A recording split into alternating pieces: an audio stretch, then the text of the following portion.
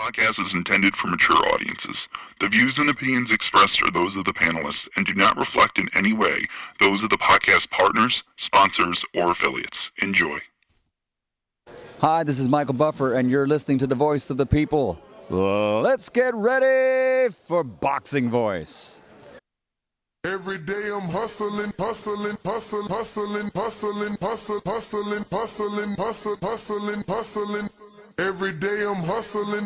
day I'm hustling. BoxingVoice.com. What broke him down? Was it just the body punching? When I was hitting him with body punching, I heard him, actually he was crying in there. I'm done with fucking losing. I'm done with trying to learn the sweet science. It's war, it's just straight war. BoxingVoice.com. Two-time heavyweight champion of the world. As it stands, stop listening to the bullshit until it comes from me. He's got to come out here and try to take this dude's head off, or we got a rematch on our hands, man. I hope they can learn from my situation and not give up. Like, stay strong. Like, a man like me don't make no excuses. My boy Chisora said I can win this. I let the cat out of the bag. Is I'm gonna whoop Usyk next fight. I'm gonna beat him. Let's go, champ. I'm gonna take away them belts from him. Look at him, y'all. And I'm gonna reign again to become 3-time heavyweight champion of the world. And the news. Stay hungry, stay humble. SDS Promotions. You know what I'm saying? Like, let's go, I took my L, rematch, champ. and I bounced back. Redemption, revenge,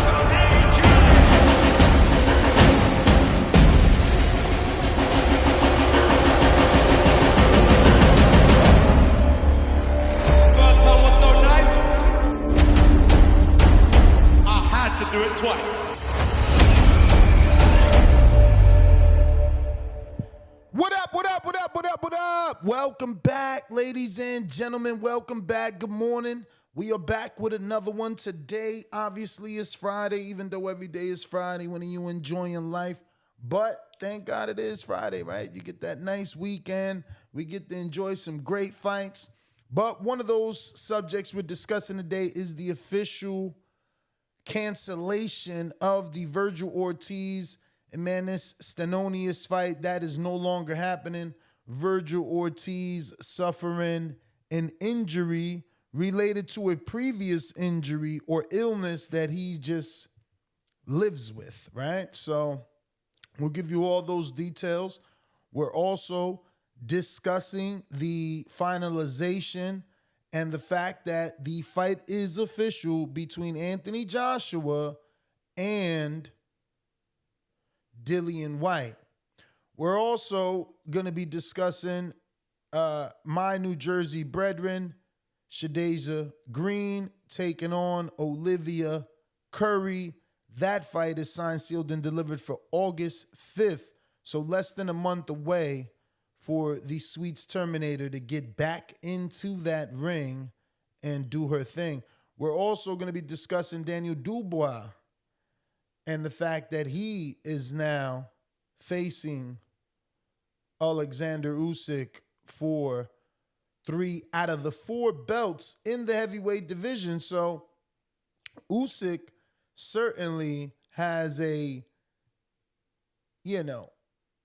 I guess the task of defending those belts so that the big fight can happen in Saudi Arabia. Heavy rumors he and Wilder were supposed to fight.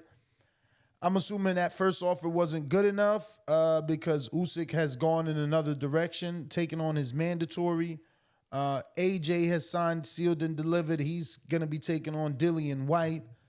Now, it does look like we're still on par to receive that December super fight from the Saudis. With AJ getting a tune-up, that leaves him free. With Usyk handling his mandatory, if he can win, that leaves him free. Looks like offers were sent to Ruiz for a potential Wilder fight, which would also give him an in-between fight before the December fight. So certainly things are falling into place. 2023 being one of those years that we will remember for quite some time. I do want to share with you, obviously, this information. This is from the ESPN report. And it says, when Ortiz passed out, he had to be given mouth-to-mouth resuscitation by his father trainer, Vergil Ortiz Sr., before being transported to a hospital. A source with knowledge of the incident told Fight Freaks Unite. For those that don't know, Fight Freaks Unite is obviously Dan Rayfield and his subscription email. A Golden Boy spokesperson told Rayfield that Ortiz was once again suffering from issues related to a reoccurrence of rhabdomyolysis, I don't know, a condition known as rabo, sounds like adobo, which occurs when damaged muscle tissue releases protein and electrolytes into the blood. It can damage the heart and kidneys, and in most severe cases, cause death. So this is something that Ortiz has been dealing with, and certainly something that, he needs to get in order. We've seen this happen now 2 times. The Stenonius himself pulled out 1 time, and previous to this fight, because I seen the Spit Bucket podcast on my Instagram post telling me I got it wrong, I never insinuated he pulled out the Stenonius fight 4 times. It's a 3-fight cancellation now, plus 1 other fight, plus he fought sick before the Mickinson fight. It's just a paper trail of illnesses for the young man. Hopefully he can get it together. Buenos dias, Ringwalk Danny. What it do? Hey, top of the morning, man. How are you? I cannot complain. Ready to rock and roll. I know it's a little early over there, so you're, not as ready as me. Nah, bro. So let me tell you what happened, right? I had an amazing Philly cheesesteak last night, and shit put me on my ass, bro. I had that. I had some cookies and an edible after, and I was asleep by like 7:30. So now 2:30 rolls around. I'm wide awake. Been up since, right? But now it's like started to doze off. You know how I be. Unfortunately, I couldn't make myself no coffee, bro. Fucking made the coffee. It was all like grainy or something. Like there was an issue with the filter. So that's honestly like the worst part of my morning. Is the no coffee part. But yeah, that gotta suck. I already had like 3 cups of coffee. Oh, I bet you did. Okay. Yeah, I mean, it's funny. It's funny. I woke up. You said 3 o'clock. I woke up. No, you said 2:30. I woke up 3 o'clock. Then I went back down like 7:30 for a good hour. Yeah, it's all good. I'm closer to the east than I am the west. So all that means is Dunkin' time, East Coast does run on Dunkin'. Yeah, I mean this the shot, but there's a Dunkin' like 3 blocks from here, 4 blocks from here. But what up though, champ? I know you happy. This shit division, the heavy hitters, the heavyweights. I know you've been trying to get out to Saudi. How excited is you on all the news developing? You was just in London a few months ago for AJ's last fight. Man, I'm hoping we going back. I know it's expensive out there, but this a bigger fight. I hope they're bringing us back out for this one with time too to prepare and get ready. But I mean, I like the fight for AJ. I think that this is what he needed. He didn't knock out Franklin, so you don't want to put him in there with something too, dangerous that could ruin the bag. Look at what happened to Adam Kovnacki. I'm telling you, I know no one thought Joey Kusamana was going to get that win. That's crazy. We dropped the ball on money there. No, don't. I say we because obviously I give advice. There's no way possible I would have ever given that advice. Like, I know Joey, like, personally, so I never thought he would do that. Yeah, neither did I. And I don't know him personally. But yeah, bro, I think I'm honestly confused. Why the fuck did you bring up Kusamano when we talking AJ? Because AJ, Wilder? because even though people are like, oh, I'm not happy with the Whyte fight because AJ got the win over Franklin, he still needs more development, especially under the hands of Derek James. And what I'm saying is reiterating to people and giving them an example that even when you think someone is going to win, he can lose. So they're trying to be careful. That's why it's Dillian Whyte. Dillian Whyte has a more vulnerable chin and is susceptible to lose because of that. You know, AJ got to lose on points. He's pretty durable. Vlad didn't knock him out. Andy didn't knock him out. You know, Andy made him give up mentally, but he didn't knock him out. The dude don't go down like that. He don't stay down like that. He up there, you know what I'm saying? We gonna see. That camp is getting strong too. I see Ryan has finally made his move over there permanently. I think he bought a house. And obviously AJ is there and been there. And that's why this fight is August 12th, believe it or not. Yeah, were you surprised? And granted, that's a date that's been rumored for quite some time, but were you surprised that shit's in a month? Yeah, I mean, it just shows you that AJ has fallen from graces. He's no longer a 90-day announcement fighter. You know, he's not going to do 90,000 tickets, and they know that, so they didn't, you know, plan those 90 normal days of promotion. This is a we getting you back right so you could get the big 100+ million from the Saudis. We just need to make you look sellable. You know, the Franklin fight didn't do it. The public isn't. He came off the Franklin fight getting more questions than answering questions.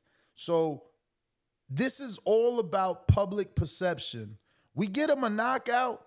Oh, he's ready for Wilder. That's how it is for the casual mind. Now, in the meantime, what do you think Wilder does? I mean, Andy's turning down offers, so I don't know where Wilder goes. I don't really know anything on his side of the street that's even appealing. No one wants to see the Perot twins. They're not ready. I mean, Wilder could get Michael Hunter. Michael Hunter is Usyk size. He fought Usyk, common opponent. Get used to the movers, cruiserweight, heavyweights. Hunter talks a lot of shit about Wilder, how he handled him in Olympic sparring and how he, you know, I think got kicked out of camp.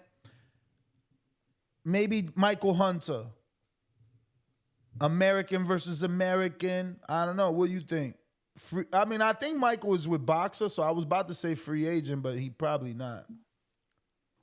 Yeah, I think somebody just mentioned his name in another fight, but I don't think it'll really matter. It seems like Deontay's able to work with whoever, so I think that'll work in his favor. No, and for sure. If the fight is big enough. I just feel like maybe Hunter won't be able to take it because he's just signed with Boxer. He was supposed to fight Fury, and it never happened. Yeah. Yeah, I mean, again, if the fight's big enough, I feel like it can be made. I don't know that Boxer's gonna. Where would that fight land, right? Because like it seems like Deontay's a free agent. I mean, I think it'll be in the UK, so it could still be pay-per-view in America. 2 Americans fighting in the UK. Absolutely. It's a Boxer thing. Same thing Clarissa did. Franchon had to go there. You going where the money's at. We going to Saudi for a reason. They also going to like the opponent's backyard though. Yeah, but we're also going to where the money's at. You know, people go to Saudi because the money's there. They go on a Boxer because the money's there. There was a time where people were wanting to sign in the zone because the money's there. The promoter got to worry about ticket sales. And some fighters, I ain't gonna lie, some fighters get a split. So it does matter. Yeah, I don't know. I'm just kind of like wondering. I don't think that's a fight we ever see, but it's a slow news week. So that breaking news in the pre-pro, should we leave that for the afternoon? hold on. Let me go to my messages. But in the meantime, in between time, Shadasia Green of MVP Promotions is going to be fighting on the pay-per-view August 5th card of Jake Paul, where he takes on Nate Diaz. I was already buying that, but now I'm extra buying it. You know, I'm going to just buy it faster now. I'm going to hit the OK button quicker because Shadasia Sweet's Terminator Green is going to make green curry out of Olivia. Ha ha! You like that, right? Ha ha! Yeah. We're going to souffle that ass. Let me tell you, I've been stalking Olivia's Instagram all morning. She ain't bad. I don't think she looks bad. It's hard to find. Should I go interview her? It's hard to find excuse me. Yes, why not? It's hard to find. Oh, shit. In 7 minutes, don't remind me, we're going to get her trainer on. It's hard to find footage of her, you know, but I feel like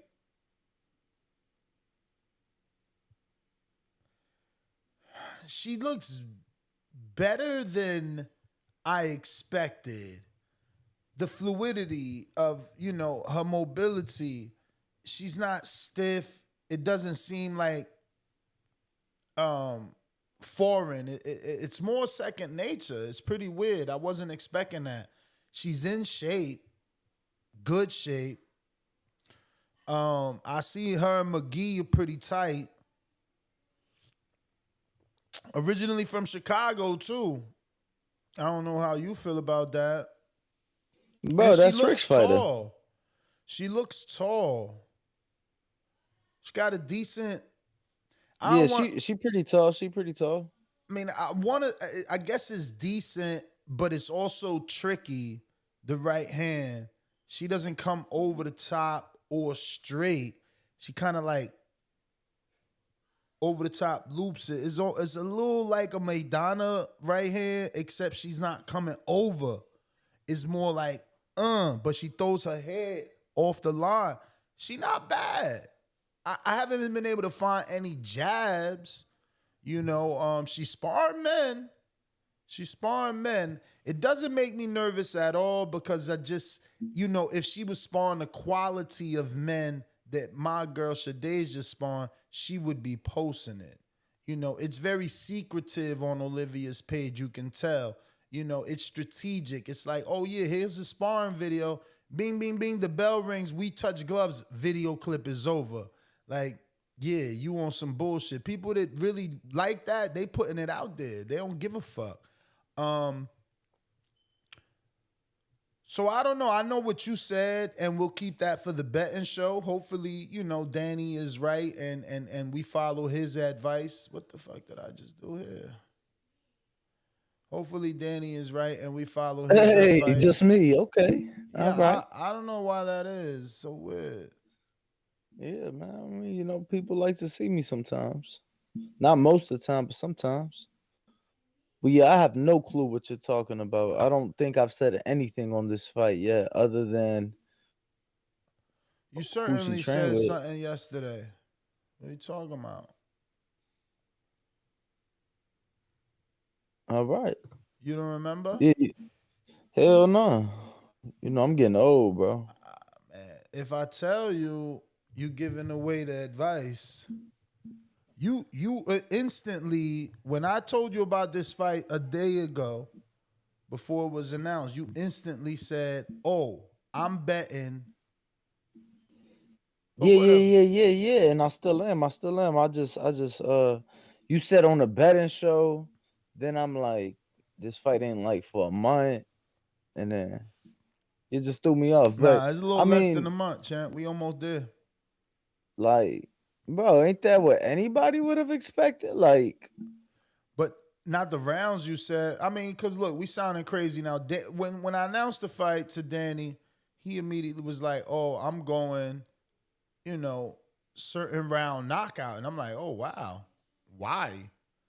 And he went on to explain.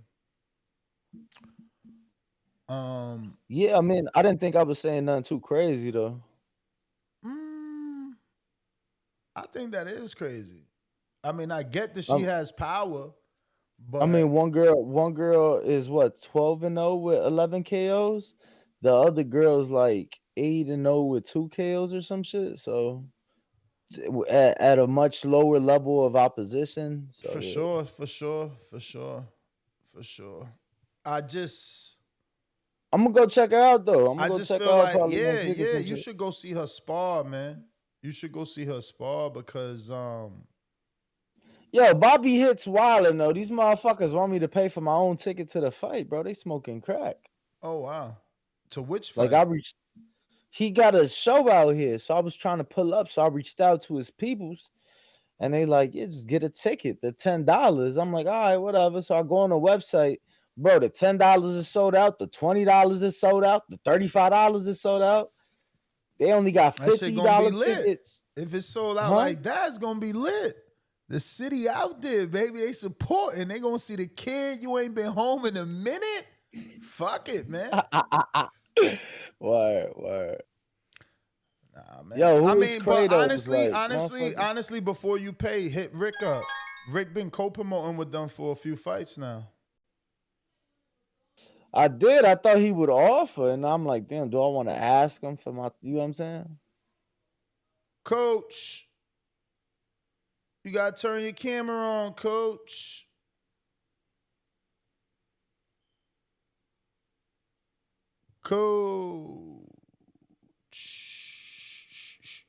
And this is Coach Terrificness?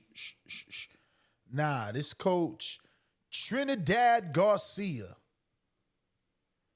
Trinidad, where you at? Guests muted themselves. I don't know. Yeah, this is Trinidad Garcia. He's out of Chicago, man. So you got to interrogate him the way you do every Chicago person that calls in here. Where you from? What part of the city? Oh, you from over there. Danny funny as hell with that shit. Nah, I don't do that. Coach, what's up, brother? What's up, fellas? Can you guys hear me? Perfect. What's How going are on, you? Coach? How you doing? What's going on, guys? How are you? We're good, man. So I just want to tell our audience we're live with Trinidad Garcia. You are the coach and co-manager of Miss Curry, correct? Yes, I am. I have been with Olivia Curry since she turned professional. And I've been co-manager. I was her manager solo in the very beginning when she first turned pro. And then about actually around the same time you guys were with Fight Star. She was signed by Fight Star for a little while. And then, unfortunately, the passing of Patrick Oaks, may rest in peace. And then we kind of, we're back on the solo tip and just grinding and building ourselves to where we're at currently at the moment. For sure. And what was it about her that, had you invest all that time? And because I was reading that she was a Muay Thai fighter before she became a boxer, correct? Yeah, no, I didn't. Well, let me kind of say this and answer the first part of it. Olivia Curry, I've known her since the amateurs in boxing. I didn't train her in the amateurs at all. I never actually ever had anything to do with her training. She was at another gym in the city of Chicago. I have 2 gyms in the city of Chicago, unanimous boxing gym. And at that time, I just had some amateur fighters. Wasn't in the pro game quite yet at the time. And every time I would go, there was always this woman that was there, and that was Olivia Curry, and she was from Chicago. We knew her because we seen her, but me and my other coach, Lalo, but I never really, like, I would always tell him, he's like, hey, she asked if we can work a corner. I'm like, yeah, that's cool. And at that time, she was one of those people that would go to national tournaments, drive across the country, catch a flight, blah, blah, blah. And nobody was working her corner. She would go on and face all these people and do all these things, win fights, lose fights, so on and so forth, with not a corner intact. So when I would see her, there would be all these people from Chicago at these national tournaments, and she would ask, and I'd be like, she can't fight for shit. I'm like, but she's tougher than everybody else. You know what I mean? Like, at that time, that's how I felt. I was like, man, but she keeps on coming back. And that means something in a sport like this, right? That dedication level, that wanting to grow, and so on and so forth. So when she made a decision right before the pandemic, she sent me a message, said, I'm looking for a new trainer. I'm looking to go pro. And and it was funny because there were 5 people that came to me, 5 different fighters throughout Chicago at the same time. And they all kind of asked me, scattered in from day to day to day, asked me, will you train me? And I always got this one phrase, right? I'd rather be with my wife and kids than be there with you. And that's not an insult to them. But if I give my time to you, you better give me everything you got. And out of those 5 people, she was the last one to survive. And she kept on coming. And at that point, I made a promise to her that I said I would give you everything I got. That included going to Mexico, turning pro, in 2021, going to Mexico. We were very active. We have 8 fights in about 2 years, and in women, never a repeat opponent. And in women's boxing, that's damn near impossible to pull off, right? So she was one of those people that just kept on grinding, never took her eyes off the prize, never took her eyes off the plan, and just kind of kept on going.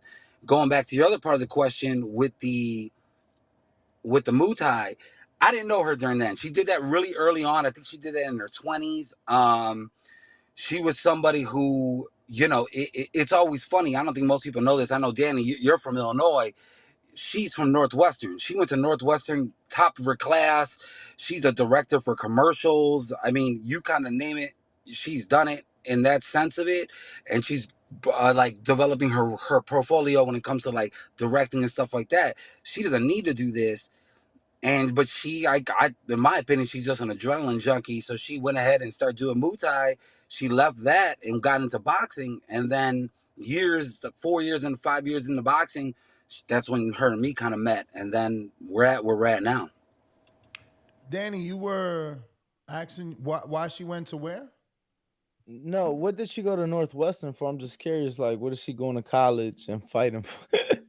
Especially Northwestern, it's a prestigious university.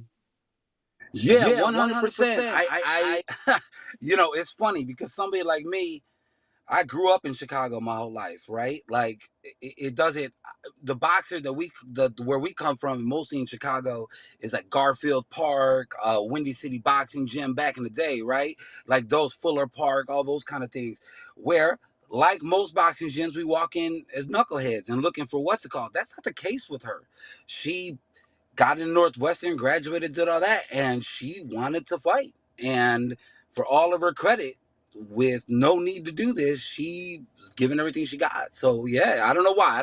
I tell her that all the time. That, if it was me, I don't know if I would be doing it anymore. You know what I'm saying? Because she has that ability to go do something else and be successful doing it because she already is. But she gives everything she got, and this is her dream right now. And the reality is that this is her whole world, and that's what we're taking into this fight.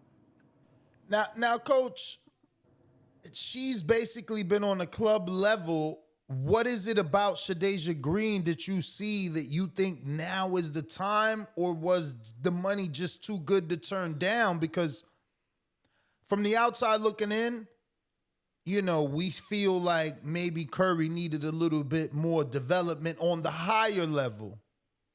Okay, and I look. Here's how I look at it. When me and her talked from day one, she said, I want the biggest challenges. Like, I don't want to just be known as somebody fighting at a certain level. She understood she needed to grow into it. But let's be honest. Female boxing right now is giving the best fights, and it's the biggest challenges. How many more people are there? On BoxRec, we're number 2, and believe we're number 3 in the world and number 2 in the U.S. If you go down our record in the U.S., we fought everybody else we can in the U.S. Let's just be honest. To go worldly, to try to get people from like South Africa and stuff like that, it's almost impossible unless you're fighting over there, right? It was one of these things where we were like, at one opportunity, we've had a couple different opportunities to face maybe one other name-ish, and that was Cornejo. And it didn't end up happening for whatever reason or another. There were budget problems here in Chicago and so on and so forth. So, it's one of these things where, like, yeah, we, from the outside looking in to everybody else, we're somebody that has fought at the club level and has fought at the level. But to us, to me, as the coach and as a manager, I've gone through Green's whole entire record. If you actually look through that record, a lot of those people on Boxer specifically. You sounding kind of static. I don't know if you're going through. Yeah. But you sound pretty Sorry bad, about that. Coach. You can't really. Give me 1 second. Let me see if I can fix this. Can you hear me? Yeah, but you just sound bad. Hang up and call back in. Whoa, that got crazy. Well, hopefully that was Trinidad Garcia, trainer and co-manager to Olivia Curry, who will be facing Shadasia Green August 5th on pay-per-view in Dallas, Texas. Coach. Can you hear me, fellas? Yes. So There we go. you guys had a fight for this week. Is that now canceled, or are you still taking that? Yeah. No, we canceled. Actually, that fight was at 155 pounds.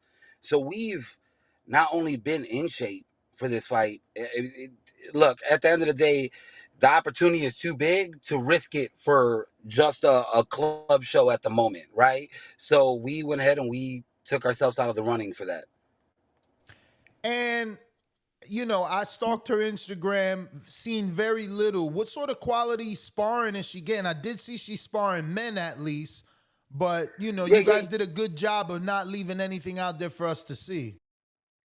Well, to say that, like, we're sparring everybody. We spar, obviously, the undisputed champ Jessica McCaskill on a very regular basis, and I understand Jess is smaller. It's that experience level, right? Being able to do that. For the last fight, we went out to Terrence Crawford's camp. We were sparring guys out there in Omaha with them. We spar men, man. We spar undefeated males here in Chicago. We spar everybody. We get different sparring partners, anybody and everything. We give different looks. That's kind of the way we're approaching it. Is we're not going to change the game plan in the sense of sparring, other than maybe getting a couple different people that fit the style. But other than that, that's really about it. And when it comes to Instagram, yeah, she's not that person, right? She's not that person who's going to be like putting everything and anything on her thing. Me either, but we continue doing that. Rick does. I know you guys know Rick, so you know what I mean? Like, Rick is all about it, and I let kind of Rick go through the process of it, and Rick's been a phenomenal co-manager with me in all this. So how old is she? And is she 6 feet now? Yeah, she's 6 foot. She's 33 years old. Tall Taz, you never answered the question of what is it that you see in Shadasia Green, because why this particular fight? If it's nothing that you see in Green, was it just the opportunity, the fact that if you beat her, you can eventually face Savannah Marshall. 100%, right? It is the opportunity. It's not about. It's funny because everybody's like, it's the money. Is the money good? Yes. Is it to the point where we could have turned it down? Yeah, we could have too.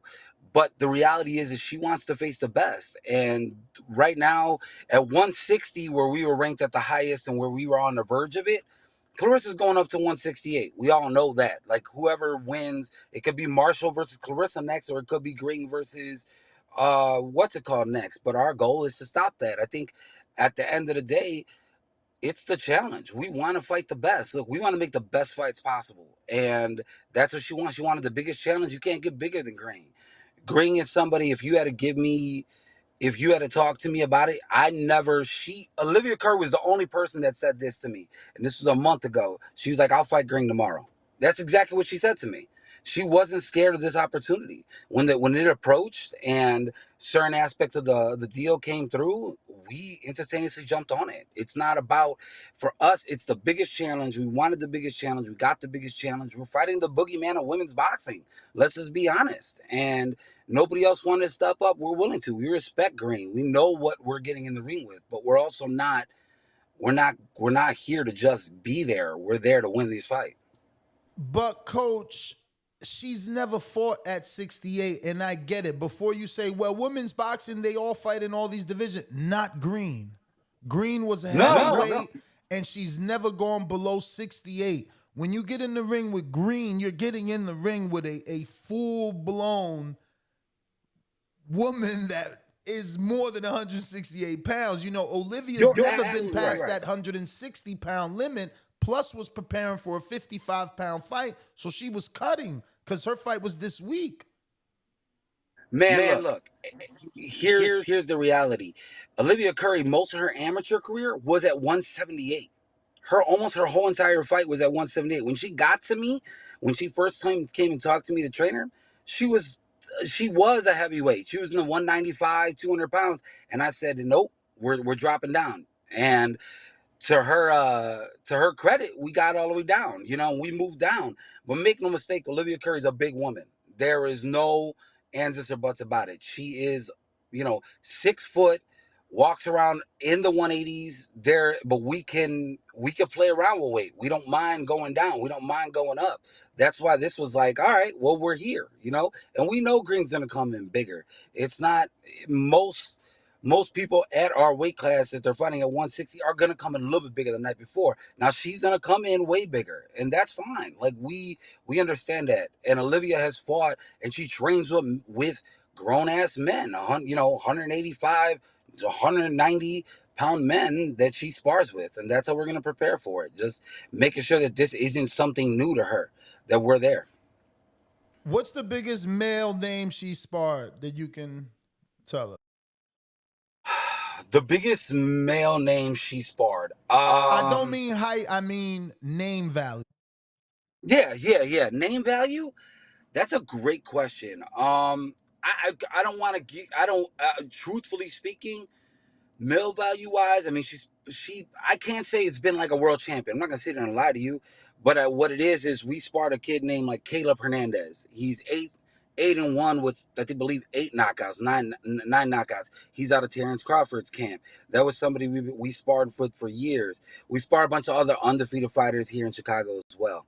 But that's somebody that specifically is somebody that we bring up regularly. I manage him as well, but he big kid, big guy, naturally fights at 168, but again, walks around at 190, 200 pounds. Coach, so I need to know what happened. Because it seems like you guys thought you were getting a tune-up, an easy fight, and La Destructora destroyed you guys. And I'm only using that word because that's her nickname, but you fought a female in Mexico that should have been a tune-up. She was 1-0 at the time. Yeah, and look, here, truthfully speaking, it's really interesting. I found that particular fight, we had a 6-round contract for that fight. And if you see it on BoxRec, it's 4 rounds. We get over to Mexico, the fight ends. Literally, the fourth round ends. I'm giving her water, I'm cleaning her up, we're ready to go in. And all of a sudden, the girl's directly behind me. Like, I'm on my knees, giving water, giving instruction, and the girl's standing behind me. And I'm like, what are you doing? And in Spanish, she was telling me, like, look, like, it's 4 rounds. It's 4 rounds. I'm like, what are you talking about? My contract said 6. Hers said 4. We end up losing the fight. I mean, I'm not going to say that we were going to come back and win that fight, but there was no doubt in my mind. The girl refused to come out for the next 2. We were in Mexico. There was nothing we can do. And at that point, they end up just giving us we end up losing a decision. So that was it. We were prepared for 6. Olivia at that time, and I'm going to emphasize this, at that time was a slow starter. Not anymore, right? But it's not the point. We lost the fight. We come back. We won, 5 or 6 in a row since, and we're ready to roll now. Now, for you, obviously, this is my first time interviewing you. I don't know. You can tell my audience and educate me and my co-host if you've had a bigger fighter in the past, or if this is going to be your biggest fight. And, if it is, then are you going into it knowing that this can make or break you? I used to train. He's actually the godfather to my son. Was Donovan George. Donovan George fought Edwin Rodriguez. Sorry, guys. Give me one No. second. I know Donovan, He bro. fought I know Edwin Donovan. Rodriguez. I was telling my co-host about Donovan. Yeah. Because Donovan is from Chicago. I forgot something Bomber. I watched all his fights, bro. He fought a lot on ESPN, a lot on Showbox. I know Donovan. He didn't know him, and I was shocked that he didn't know him since he's from Chicago. Don the Bomb George, right? That was his name, Don the Bomb George, out of Chicago. When he fought Edwin Rodriguez, I actually, me and his father were the ones who trained him for it, and I was in my 20s then, right? Like I've been working with guys like that for a long time, and just like guys that were right on the cusp, right? Unfortunately, didn't get that jump over the hurdle and didn't get to that world title shot. I mean, he fought for the IBO. He fought, for the USBA. I believe he won that one, like stuff like that, but never got over that hump. So this isn't my first time on the level of that, of this. Now, is this a bigger fight? Absolutely. There's no doubt about it.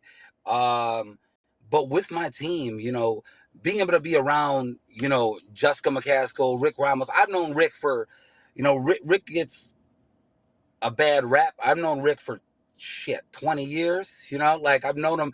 Rick, I was 6'3" as a pro, right? I was a better amateur than I was a pro fighter. I have no problem admitting it. Rick was actually one of the first people that ever advised me, and he didn't really know boxing then. He grew up in boxing with me. I'm 40 years old myself, and Rick was a little bit older, and we just we bonded in that sense of it. And, being a bounce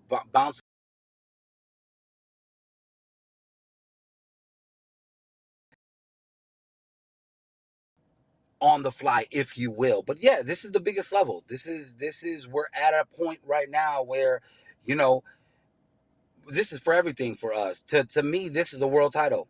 Like, I mean, this is right in the position to face, Savannah Marshall. And I believe that we will beat Green. I believe we're going to out hustle, and I'm going to believe that we outwork her. I don't think there's anybody that throws more punches than Olivia Curry. And I mean that sincerely. She's going to be right in her face the whole entire fight.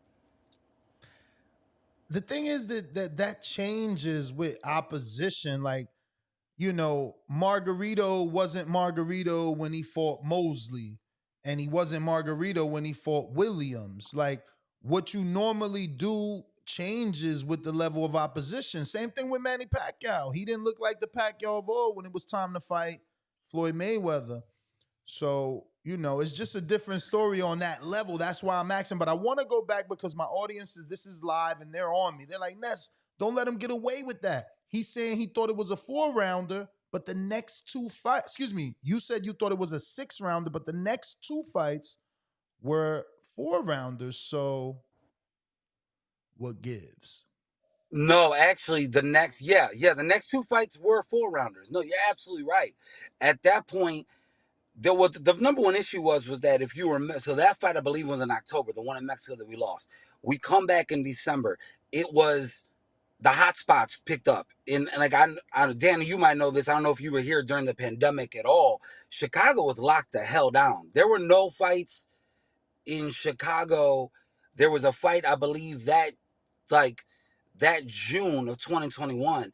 And as you guys know, when you're trying to build and you're trying to go through the process, we got to find fights and take what they give us. So we had to go to in Indiana and go get a fight real quick. And at that point, you're talking about financially. Like, we're not selling tickets in Indiana. We're not from Indiana. We're not from Iowa. We have to buy our fights. And at that point, you talk to, some opponents were like, if you look down, I'm no problem admitting it. Some of our people are like 1-1. They didn't want to fight 6-rounders. So we took what we can get. And at that point, I'd rather get the rounds and get them wherever we can get them and continue building. And that's what kind of happened. And then we got a promoter after the Indiana fight right into the Iowa fight. Fight Stars picked us up, and that's what they wanted. They were like, let's get a 4-rounder in, and then we'll take care of it. Because we went from 4 rounds to 8 rounds, I believe, in June of 2020. I believe, or 22. Yeah, 2022. We fought 8 rounds, back to 6, back to 6 again. It was just, yes, it has been all over the place in the sense of rounds, but it was just what we can get. It's the business of boxing sometimes. Obviously, for you in a perfect world, you guys win, but you also know your fighter.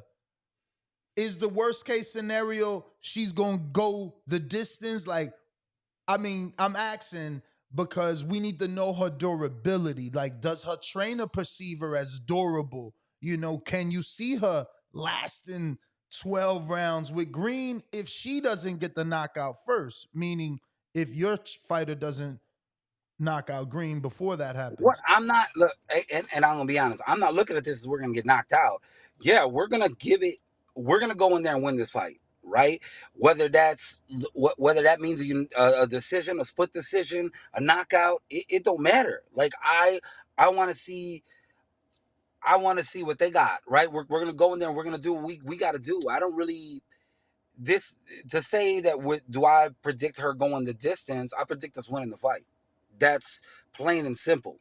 Like, we're gonna go and we're going to give everything we got, and giving everything. If we give everything we got, we win this fight. That's it. Plain and simple. It doesn't matter how we win. We're gonna win this fight. For sure, Coach. So I just want to thank you, obviously, for coming on. Please give out your social media and Olivia Curry's. It wasn't easy to find it. You don't tag her in any of your own posts, okay? So next time you're like, yo, my girl Olivia Curry doing her thing in the gym, tag her. Yeah. I need to get my head out my ass, right, and start doing that little social media tip. I'm the first person to admit that, right? It's been so much on the grind these last couple of years because, like most people don't realize, is that, again, 8 fights in 2 years for women's boxing, unless you have a big name promoter, that don't happen. So what ends up happening a lot of times, little things get slipped through the cracks, and that's on me. I will make sure that I get on top of that part as well. Me myself, you can reach like on social media, on Instagram. Trin Garcia 1202 is my handle, I believe, and then Olivia Rose Curry is hers on Instagram as well. Well, Coach, we appreciate you, man, and wish you the best of luck. August 5th, which is right around the corner. And I'm assuming you took it because you're like, yo, we was already in camp. Because I feel like, no, man, I want to emphasize this. Although we were in camp for this fight has been we've been probably talking about this fight now for about 4 weeks prior. It's something where, the business of boxing needs to come in. Everything got to be right. I mean, yeah, it's a big opportunity. Yes, it's a big name fighter, but the money got to be right? So this isn't something we had in the back of our mind. Like, we're getting ready for a fight no matter what. In the fight that was supposed to happen tonight, July 7th, here in Chicago on Bobby Hitt's show. And, it just coincidentally got signed, sealed, and delivered in the last couple of days. So this isn't us just to here's a last minute opportunity. She has been on our radar. She's been on our list. Like, I think everybody else is avoiding. We didn't avoid. It was about getting the business part of it right. When they came to us and told us, you want to fight Green, we're like, yes, but let's make sure the business is right. This ain't got nothing to do with, I want to emphasize this, she was on our list. And she got it, like, right now Green's list is, Marshall, Clarissa. If you want to say Franchon, I don't know why she would even fight her. She ain't got nothing to fight for anymore in that sense of it. Maybe just a name. And then who else? I think that's the part everybody needs to look at, is that who else was there for her to fight? Like, there's not much. So we went, we were like, she's on our list. Our list was whoever the hell had the belts. I would have loved to have whoever had the belts, and whoever. Can you hear me, guys? I hear you. What the fuck? All right, cool. I don't know. There's like a beeping noise. Amber Alert. Oh shit. Okay. No. Yeah. So at the end of the day, we were kind of like, she was on our list. Our list were the top. Where really, Clarissa, Marshall, Green, Franchon, Terry Harper, Cecilia Breakhouse. Look, our list went from 154 to 158. Who's ever there? You jump to the top of the top, like you right under. Well, who else you supposed to face? I mean, look, let's keep it real. Honestly, I would have loved to see how she looked versus Cornejo. Cornejo's a common opponent with a lot of girls. Cornejo has fought from 68 to 54. That was the perfect opponent, even though she shit the bed. You know, I didn't like what she did in the Shields fight. But again, you don't look the same when you get in there with that level of opposition. When the competition is A class, can you still look like an A class fighter? That's the question. But listen, I appreciate you, man, coming on. I look forward to seeing what you put together in that corner. And yeah, wish you the best of luck. I appreciate you, Ness. I appreciate you, Danny. Guys, you guys are doing phenomenal things out there. Make sure you guys hit that like and subscribe, guys. Follow you. Hold on, Coach. Danny has a question there. Danny, go. Yeah, I just want to know, are you guys still going to be in attendance at the Bobby Hit show tonight? Yes, sir. Yeah, we will be there. We have another fighter that I manage, Ronnie Jalomo, who's going to be 3-0 after tonight. We will be there. Are you coming in, Danny? I'm trying to, but I'm not trying to be that guy. But I don't really pay to go to fights, man. I'm there to do a job, and I shouldn't. Then I got you, Danny. So I reached out to some people. Man, he said you talking too much. He said he got you, man. Oh, I got you, Danny. Just hit me. Look, do me a favor.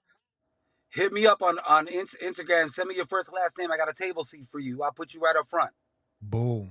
All right, perfect. Thank you, Coach. All right, no, that's not a problem, fellas. Thank you, guys. Again, guys, hit that like, subscribe button.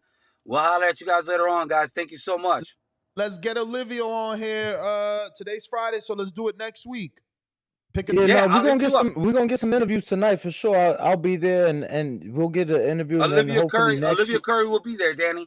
Olivia Curry will be in the house. Yeah, but we want to get her on the podcast. Yes, absolutely. Yeah, what I will do is I will actually hit her up. I'll send you a message via Instagram, Ness, and we'll kind of go from there. Got it. Appreciate it. Thank you, Coach.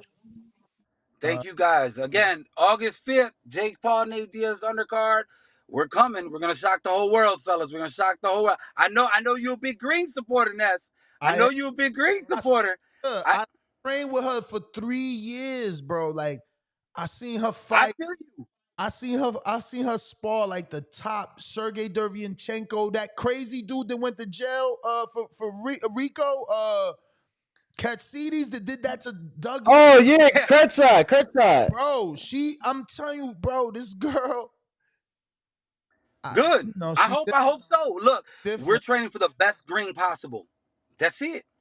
You feel me? We're training for the best green possible. Anybody that night's gonna be the fight of the night. We're still in the fucking show. Period and point blank. That's it. It's gonna steal the show.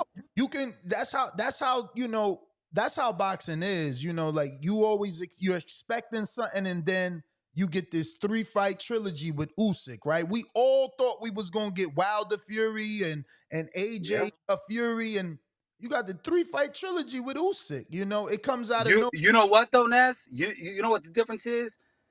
Women got bigger balls than men now in boxing. Let's just be honest. I mean, these get paid though. See, men, their pay scale is so high that they want crazy money. Women were so used to getting no pay that now when you get good pay, they jump on the fights. Bro, I'm sorry. I'm sorry. This is random, but you mentioned Curtis. Bro, he's out of jail. Really? They said 3 people have said that he's out of prison, and he's been on social media calling for the Billy Joe Saunders fight. No, you know what? And shout out to him. At the end of the day, I mean, for me, August 5th is gonna be fireworks. And you're asking me whether I know whether it's different when she gets to that level. You're right, and we're gonna find out, right? I mean, that's all we could do.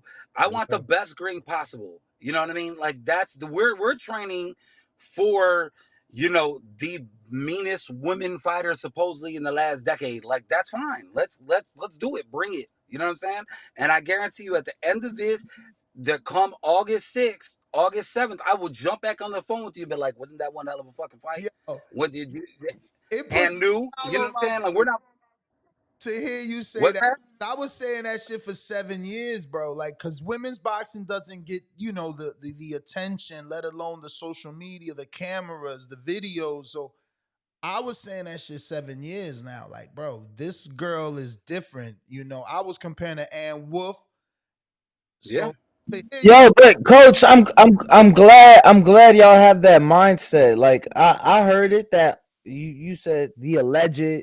You know what I'm saying? Like I'm glad y'all have that mindset. I know you guys are working hard, and ain't it's that gonna be a great fight. so? If you watch the Seta Roos fight, she's everything as advertised. Cause Seta Roos was big as fuck. She looked like a Viking warrior in that fight. Yeah, man. But you know what? Belarus also, to me, there are different eras of women's boxing, right? This is the best era right now, hands down. I think we all can agree on that. Hell yeah. The Katie Taylor, the Amanda Serrano, although Amanda Serrano been in all eras, it don't really matter, right? Green, Clarissa, all that. This is a different era. To me, Belarus wasn't in this era of boxing. Like, and I know that's easy for me to say. I But was fourth. she took No, I no, was I can see that though. I can see that though, was cause I almost on 12, 10. 10. No, but I get what you cause of how long she been in the sport. It's almost like Cecilia Brackets. Like Cecilia wasn't part Yep. of this. You get what I'm saying? As great as she was, it's You like, bro, she been. age bracket, you're saying. That's what Yeah, Not just the age, not just the age, but the amount of time in the sport. Like, yo, we yeah, been seeing y'all. 100%. You get what I'm saying? What I would say is that when you think about women's boxing, it really wasn't until the Olympics popped off for women's boxing that now you start seeing not just women boxing. You're talking about athletes. These are athletes in this ring now. Women's boxing are it's not the same. Like and Belarus to me, she's the ex former world champion. I give her all the credit in the world to get to that point and being able to do what she did. But when you saw Belarus, there's a difference between a woman boxing and like a women boxing and an athlete boxing. And Belarus is not part of that athletic and that's cool. background. Maybe she's not athletic, coach, but she's still big as fuck. Yeah, I mean, big That as fuck.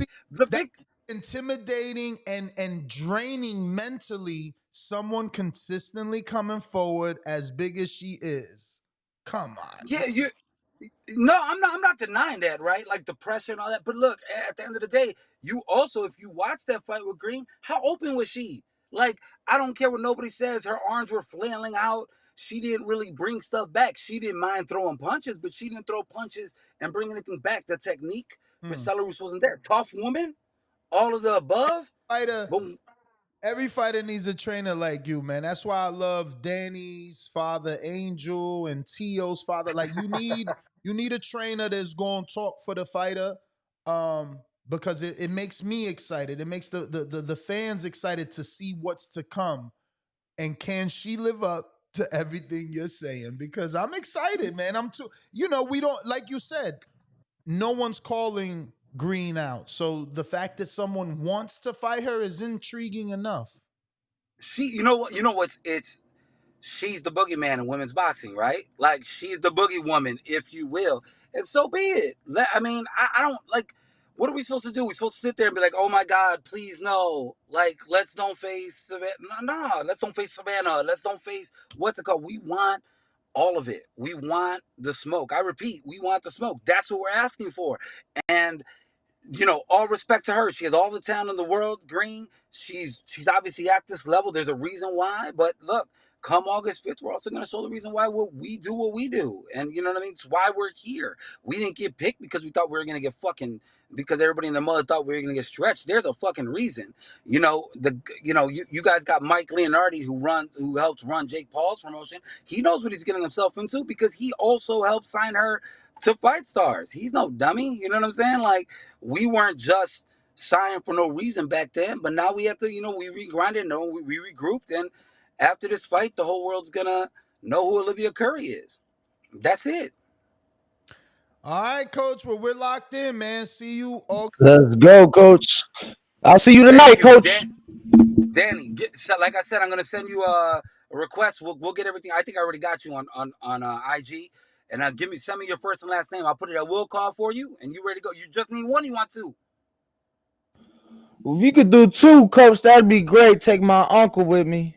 He could be the I'll camera guy. leave 2 under your name. You'll be at my the table. I got a couple tables, so you'll be at the table ringside with us.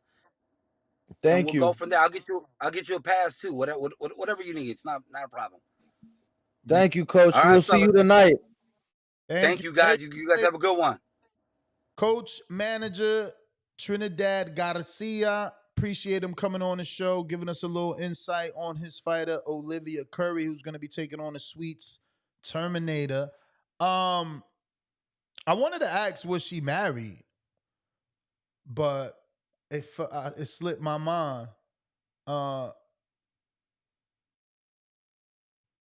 Because again, they're not doing the best.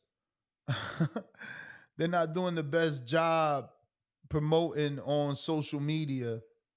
She's a decent looking woman. And he's not lying. She's certainly probably 180 whenever she's not fighting. She's decent looking woman to be white too. You know what I mean? She's thick. So I don't know if that's going to translate. Like I told you, I watched her and she's not, like he says, he talking about set of Roos. She's not that athletic. I was telling you that, but I do like her fluidity. She do got some rhythm, especially not to be, you know. Yeah. You already said it once, so I ain't gotta say it again. But I saw a video of her, and it was like one of those boomerang videos. So it's like go forward and reverse. So they short, and it was of her throwing uppercuts. Right? It was like uppercut, slip, uppercut, and yeah, man, I gotta go pay her a visit in the gym because I ain't like what I saw, to be honest with you. But again, it was a short clip. Enough. I was stalking the Instagram and I found a still shot picture of an uppercut destroying an opponent. Like the camera, the photographer caught the right moment. That shit looked like, a pillow getting, Yo, and shout out to the photographer because 9 times out of 10, it was my family, Jenny Alvarez, who is the official Team McCaskill and Rick Ramos boxing team photographer. Oh wow. So she's not really my family, but we do have the same last name. So shout out to Jenny Alvarez, doing her thing behind the lens. Salute. We are taking callers for those that want to call in. Bro, I'm not gonna lie, I'm kind of excited. I've never been to a club show in Chicago. Word? I've never been to a Bobby Hits show. Never in my life. Motor in Chicago. Absolutely, no doubt about it. No doubt about it. You ain't lying. You are not lying.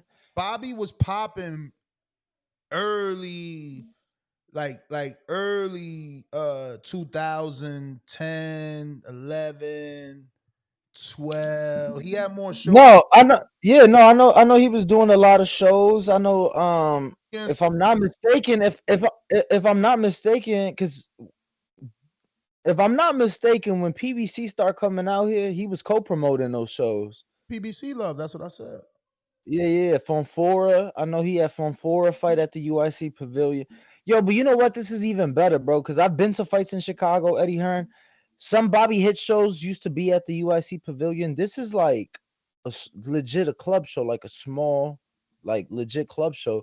UIC Pavilion, that's like an arena, bigger show, things like that. Like, there's no way, like, for example, when I say true club show, like, there's no way in hell tonight's fights would have landed anywhere. Like, that's how you know it's a true club show. If I can't get my fights, you get what I'm saying, on any network, you know what I'm saying? Like, it's probably a true club show. Bro, I think they need to bring club show feel to big shows. I know they make more money. But ain't that what we've said on the show for so long? You've said that, but it kind of, I've seen a vision of it today in this conversation.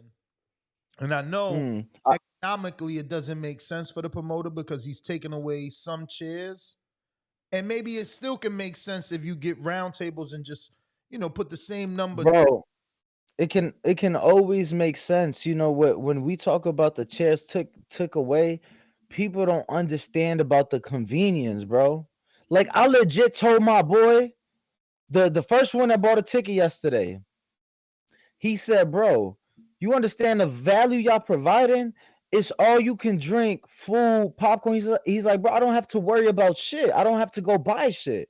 He said, y'all saving me a headache. It's about the convenience. So if you put these tables in play and you offering dinner and drinks like they do at some of these professional sporting events, brother. Yeah, but that dog, you really want to have dinner? I could see Passover hors d'oeuvres that, you know, a waitress consistently. Can I ask you? Can I ask you why not? Because you're gonna go to the concession stand. So now I need silverware, and I need a waitress, and I need multiple waitresses because now I need water, or I need wine, or I need juice, or you know what I mean. And I got to be like this, and it becomes a restaurant, not an event. no. And I'm not No, looking at the fight. I'm looking at my food. all I'm saying, it's able to be done in every other professional sport. Why can't it be done in you? And these are the people paying the big bucks, the people that have the hospitality with Football, the food and the drink. football got ringside dinner. Bro, you can go to a football game, field level, and you in your suite with your tables, and you eating, bro. You steaks, Man, 3 hours. that's why, bro. A pay-per-view is 4. No, but that's a card. That's and you know how it is, bro. The rich and famous You get right, you right. You right. But you get what I'm saying? If you know that your ticket come with bottle service, if your ticket come with food, like bro, all I think about is the card that you caught in Atlanta. That has been top 3 fights I have ever attended, and that was in the middle of a fucking pandemic, bro. You talking about bottle service to the section. They didn't have food outside, but the food truck was right outside. It wasn't too much of inconvenience. Like that was such an amazing and fun time. And it didn't matter who was fighting. We was there early. I ain't even eat food. I'm gonna be real. I was drinking the shit out the alcohol. No, but you was working though. You was working. You was on the call. No, You get what I'm saying? So we was drinking. We was drinking that 24K, whatever that energy drink was. They didn't have Red Bull. But yeah, man. Excited, man. So I mean, we rarely talked about Usyk and Dubois. That is the last little bit of news. That is official. That's happening August 26th. Yeah, man, I don't give Dubois a shot. You know, he was always a bit mechanical. And bro, like think about it. Think about it, right? Think about it. Who was it yesterday that you was like, damn, bro, you 17 and you was wearing those jeans? Who was that? and no. Bro, think about it. You got a fly guy like NO, a fly guy like CYP. Who else flying the? You know, we got a lot of fly guys in the community. They pull up with their girl. You get what I'm saying, sir? Would you like the honey barbecue, extra crispy wings with the side of candy, yams, and mac and cheese, or would you like the steak chimichurri? You get what I'm saying, like, bro? And then we have these champagne options. Oh my God, bro, the fight's finna be crazy. Everybody, you know what I'm saying? Think about, and you can't do it for every fight, but fights like Errol Spence and Bud Crawford that bring out the ballers. You know, the Tank Davis fights, the Haney fights, the Shakur fights. Like, bro, that would be sensational. I mean, I'm never gonna say no to that. When I went to the 2 fights with Ward Kovalev, you know, the T-Mobile, they have That's a great example. Great example. Go ahead. What do they have? Because they have like this like you said, bottle service area on whatever level we was on, and it's like handicap chairs and tables. And by handicap chairs, I mean the space for the wheelchair. But yeah, the wheelchair accessible. Yeah, but you get tables and chairs. Bro, that shit was like a club, yo. Me and Abe had So that shit lit up there. It was insane. I mean, I got a live. It's out there. so I'm glad you brought that up, right, bro? I'm glad you brought that up. Because look, I was at Ward Kovalev, both of them, bro. The second fight, the first one I was working security, so Did we know each other? no. That's insane. First one I was working security. I used to work secure. I used to volunteer to work security on behalf of the military to be able to attend the fights for free. Second one, I bought a nosebleed, bro, on everything I love.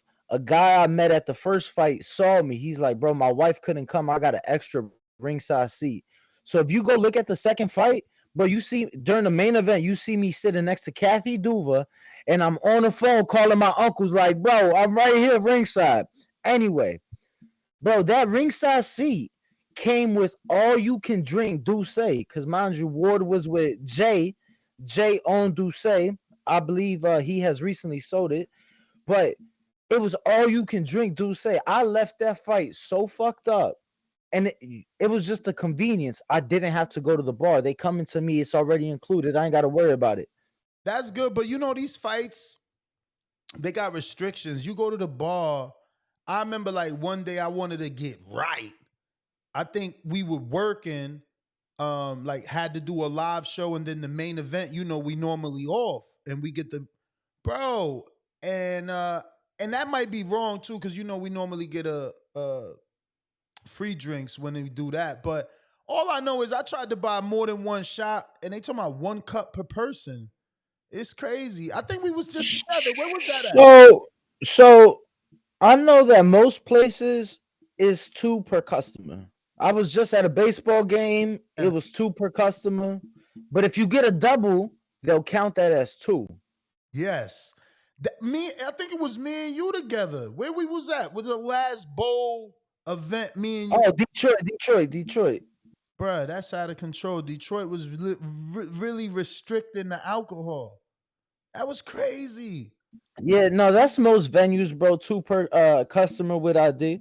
That's corny, man. Like, I mean, what, But see, that's what I'm saying, bro. If you get something, you talking concessions. If you get some VIP shit, bro, it's whenever you done with your cup.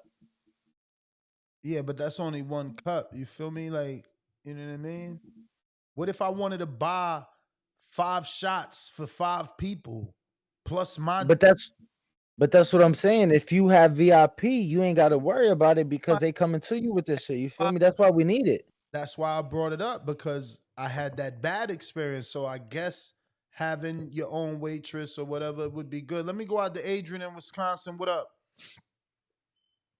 Hey, what's going on, y'all? Can you hear me? Yes, sir. All right, man. I like y'all talking about them club shows and Bobby Hicks, but man, Dan, come down and visit me. You close, brother. You close.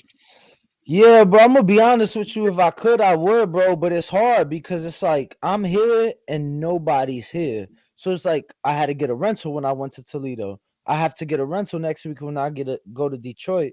So it's like if I gotta come to Wisconsin, I gotta get a rental, which ain't impossible. It's just like a tab. Yeah. Dan, y'all come. Well, bro, you ain't that far away. He covered the rental, homie. Oh, okay. Well, if that's what you're talking about, then. Oh, he said he'll come pick you line, up. Bro. He said he'll come pick you Oh, up. bro, I'm gonna be honest with you. And Ness told me. He said, and this is one of the times I should listen to Ness. He said, bro, communicate with Adrian. And I'm like, bro, I can't get another rental. Like, I'm already several hundred in rentals. Like, nah, champ, I can't do that. And then he's like, nah, just talk to him. So we'll figure it out, bro. Yeah. Hit me up, man. I'll come scoop you. I ain't like that. Shit. But yeah, man, I don't know otherwise, but like, yeah, enjoy them club shows. Them club shows are good. And while you talking about it, hey, Ness, man, you did the thing with the tables. I mean, we did that at Border Wars, man. That's not really that hard to set up. Bottle service, getting some people. That's like, for club shows and all that, it don't really cost them a lot of money to do stuff like that. No. But that's what he's saying, that we need it for the bigger shows. We see it in the club shows and we need it for the bigger shows. But then that's where he was like, it might be harder because these bigger shows, so much money for the seats, tables, shit like that, take up space. But I'm like, bro, if you offer the baller package, they gonna pay. Definitely, because it's all about Like, bro, right? at Raiders Stadium, at Allegiant Stadium in Vegas, there is a nightclub. There's a nightclub with sections already built into the stadium. Like, you can have a fight there, or a game, any NFL game, you can get bottle service for. Any concert, you can get bottle service for. So it's like, bro, if they do a fight there, you can get bottle service. We should have that all the time. Well, and think about it, man. It's dumb not to do it. Even though I get losing money on a seat, I get the space thing. You like, well, now you're taking away from a few seats, but them bottles are marked up what 3,000%. You know, for big events. It depends where you go. It depends where you go. I'll say places. Surprisingly, New York City has some of the cheapest bottle service that I've seen compared to like Vegas. Bro, I've been able to go to New York to the best fucking strip club the city has to offer and get a bottle of 1942 for like $350, which is, at that time, it was only like 300% more, so they able to do it. They just gotta want to do it and get with the times. In my opinion, it's new times, bro. Every sporting event now is offering more and more hospitality. They keep taking seats away from stadiums to put in more hospitality, more suites, more VIP. Yeah, no, I agree with you. And listen, it's a wave. You got to follow that. So once one person does it, someone else will do it, and they'll see the value in it. It's just like, look at you guys. Podcasts. It's been a wave, right? But now look at all these people that, in my opinion, that you pass up, who are trying to do their podcast and trying to do things because they thought, oh, podcast, YouTube, this and that. They down that, but look at it now. You got, Paulie following y'all, Sean Porter following y'all, exactly what you've been doing for a long time. So I think it's like with anything, you kind of just got to start the wave, and eventually people will catch on. But hey, that's my call, y'all. But yeah, Danny, just get with me, bro. I'll work it out. I'll make sure you get down here, and you won't have to get no rental. All right? My guy, thank you so much, Adrian. I'll hit you up after the show, bro, and we'll talk. I told him yesterday to fucking. No, he did. He did tell me to hit you up, and then he kept talking about some good-looking old white lady that has a bed and breakfast that makes the most. He said. He said, bro, she makes the most scrumptious bacon. I'm like, damn, you eat the swine? He's not even on the line no more. He listening. Who we got on the line though next? Toledo, Ohio. Trees. You know what the fuck going on? You know what the fuck going on? Exactly. You know what the fuck going on. What up, though? What up? What up, champ? Man. Shit, nothing much. I'm listening. I like, hey, tell Coach, who y'all just had in on the interview, right? I know y'all be saying that people don't like y'all interviews and all this type of shit, and tell them I said fuck them. I like the interviews, big dog. And tell Coach, I like his energy. I like the way that he talking. We in the fight to win this bitch too. I like that shit. We don't just bring fighters here just to bring them here to get, you feel me, touched up and to make your fighter look. I like what he talking. I like that type of shit. That's good shit. I'm not up on the women's boxing and all like that. You feel me? I only fuck with a few fighters. My Clarissa Shields, my Alicia Bumgarner. You feel me? This type of action. But yeah, the Midwest women. But yeah, I like tell that Coach. I like him a lot. He on this something. I like him a lot. But I'm sorry about that Ortiz and Stanionis fight. I don't know. Damn it, man. How many times have we been through this, Ness? At least 2 times for these guys. This will be the third. Jonas, 2 times Vergil. it's getting out of hand, bro. Because I'm really hurt because it would have laid out perfectly. Like, damn, we got Boots fighting this weekend. We got the Viet. You feel me? It's perfect. It would have been perfect. Like everybody in that division is fighting on the same night type shit we can make. You feel me? It's like ain't no way that they could have like that. Boxing once again. I don't.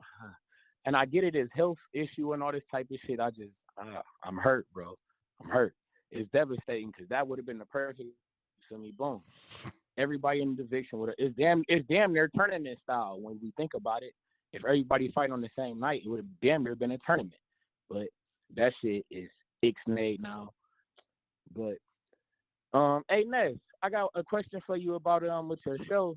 I have an idea. I don't know if you ever done this before because I just told you, like I say, if anybody looking for Rookie of the Year, it's your boy Toledo Trees. You know what the fuck going on. But it's about like like regional shows. Like you ever done like an all Texas show, or an all Ohio show, or an all New York show, or an all you feel me something like that.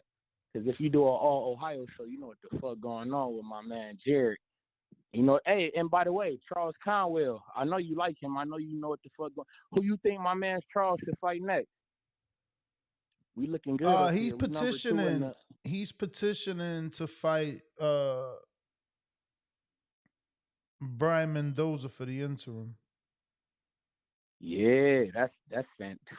What you think? How you think we're doing that? I watched Conwell spar Dervianchenko. He's an animal. He's very good. You know what the fuck? He's a big puncher. But I also watched him fight the dude Boots beat the fuck up. And that dude moved up from welterweight. And he's Dominican. So shout out to my Dominican brethren for proving to be durable that night, making Conwell not look as big of a puncher as we thought. Because, you know, he killed Patrick Day, rest in peace. And, you know, I watched him spar and do his thing. But then he gets in there with a welterweight and he still couldn't do nothing. I get what you saying. It didn't translate with the practice to the bar. I get what you saying. But Charles Conwell, he on the way up, man. Shout out to him. Like I said, we already talked about AB, man. Albert Bill, you know what the fuck going on. We just waiting on Oscar Valdez to take Buddy out because that's the fight I would like. So we can get, because once we get Oscar Valdez, hey, Albert Bill, I need you to take on Shakur, bro. I know he fuck with Jared and it's a Toledo connection and all that shit, but we trying to get money out here, big dog. That's a fight. Once we get, because we gonna get us a belt. But I'm just putting them ideas out there, man. Do some all regional shows one time. I like to hear about other people, man, other places, man. I'm a traveler, you feel me? And I know you got international people listening to this show, you feel me? So England could tune in and Australia could tune in. Just something to think about, you feel me? But shout out TBV, man. We fuck with you, man. Shout out to my city, Toledo, Ohio, man. I know y'all listening, man. We fuck with it. Y'all be easy. All right.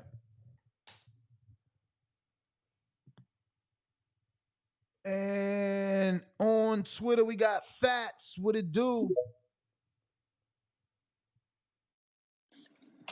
Yo, what it do, huh? Chilling. What it do, Danny? What's up, yo?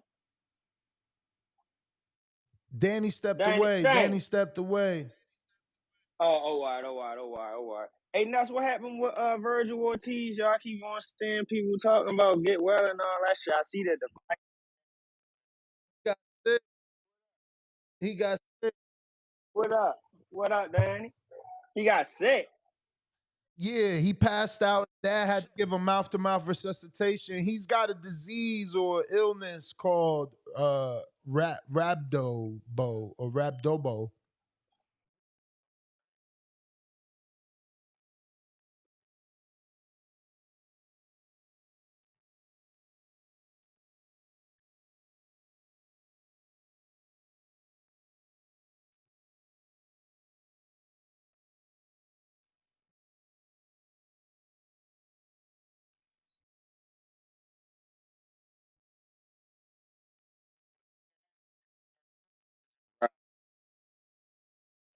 Damn. Yeah, man. Praise to that guy, man. I really hope he get better. That health more important than this boxing shit. I ain't gonna lie. Well, as far as his health, you know what I mean? I know this probably how he feeding his family and shit, but yeah, hopefully he'll get better. But I mean, Boots fight this weekend, man. I mean, his last fight wasn't too ain't look too good as far as him being, ready to become a powerhouse name. But if he play his cards right, you know what I'm saying, doors opening up for him at 147 to be that cash cow of that division, with Bud and them looking like they might move up after this. But yeah, so hopefully this fight be good this weekend. I think it's gonna be a good fight too. I think it's gonna be closer than what people are expecting too. Oh yeah. But the heavyweight shit, man, I blame Tyson Fury for all this shit that's going on. I mean, I don't mind the heavy hitters kind of taking a break from each other in between, getting a fight in between, because I know Wilder and Joshua was supposed to happen at the end of this year. I'm not sure if that's still happening. But I know that Usyk and Fury was supposed to have been the next showdown, but Fury be playing games, yo. Like, yo be saying one thing and doing another. That's why I really don't like him. Like, I mean, he got skills and shit, but that's really why I don't like dude, man. Like Usyk trying to put structure into the division, man. Like, let that man get his shot. You know what I'm saying? The belts to be undisputed instead of doing all this shit. Like, now it's like they falling off for real. Well, I've been hearing niggas saying that they fell off. You know what I mean? I don't think that's the case, but I think right now they ain't making all the big fights. I don't think the big fights is what need to be made at heavyweight. I think the bigger fights more so at the lower divisions right now. But what y'all think about that? I mean, this year is one of the best years. I don't know that any big fight is at any one division. I think it's just been Right. all over, man. It's really spread.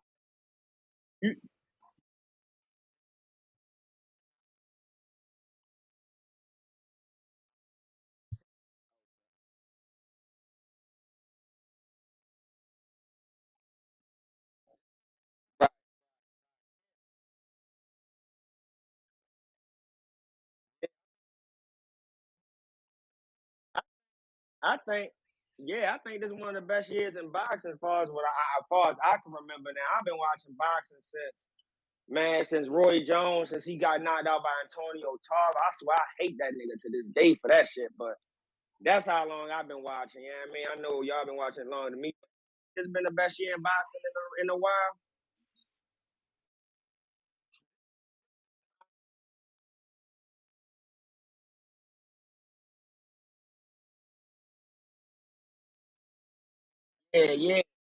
Yeah, same. Yeah.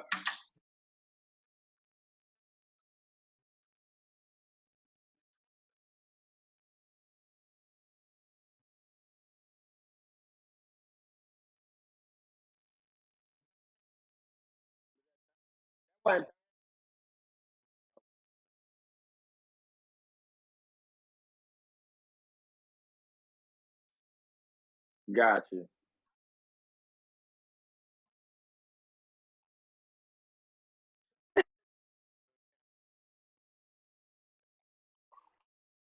Yeah, I feel you.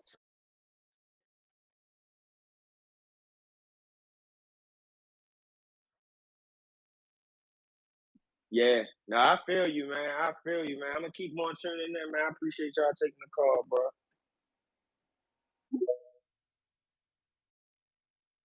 Fat. What up, what up, what up? What up? Man. Look, I'm mad. I'm mad today. No. You been missing, motherfucker. You know what I'm saying? You on the couch. You know what I mean? What you talking about? That's what I'm saying. But you on the couch, though. You know what I'm saying? So everybody's unorthodox right now. We all unorthodox. You know what I mean? Different states, different unorthodox. Look. Hey, I don't want to agree with him. I don't want to agree with him. You know what I'm saying? That's a new thing. When you don't want to say nothing, you say, I don't want to agree with him. That's like saying you agree. But listen, though. Um, Eddie Hearn, man. I don't know if y'all heard Eddie Hearn was asked who's the most overrated fighter in boxing. Of course, he had to say Deontay Wilder. Says that his biggest wins against Luis Ortiz, and this is where it got weird to me. He says Luis Ortiz had him 8-0 before the stoppage. Yeah, he knocked him out, but he was getting served 8-0. Now, from the fight that I saw, the first fight ended in round 10, not round 9, so you lied about that.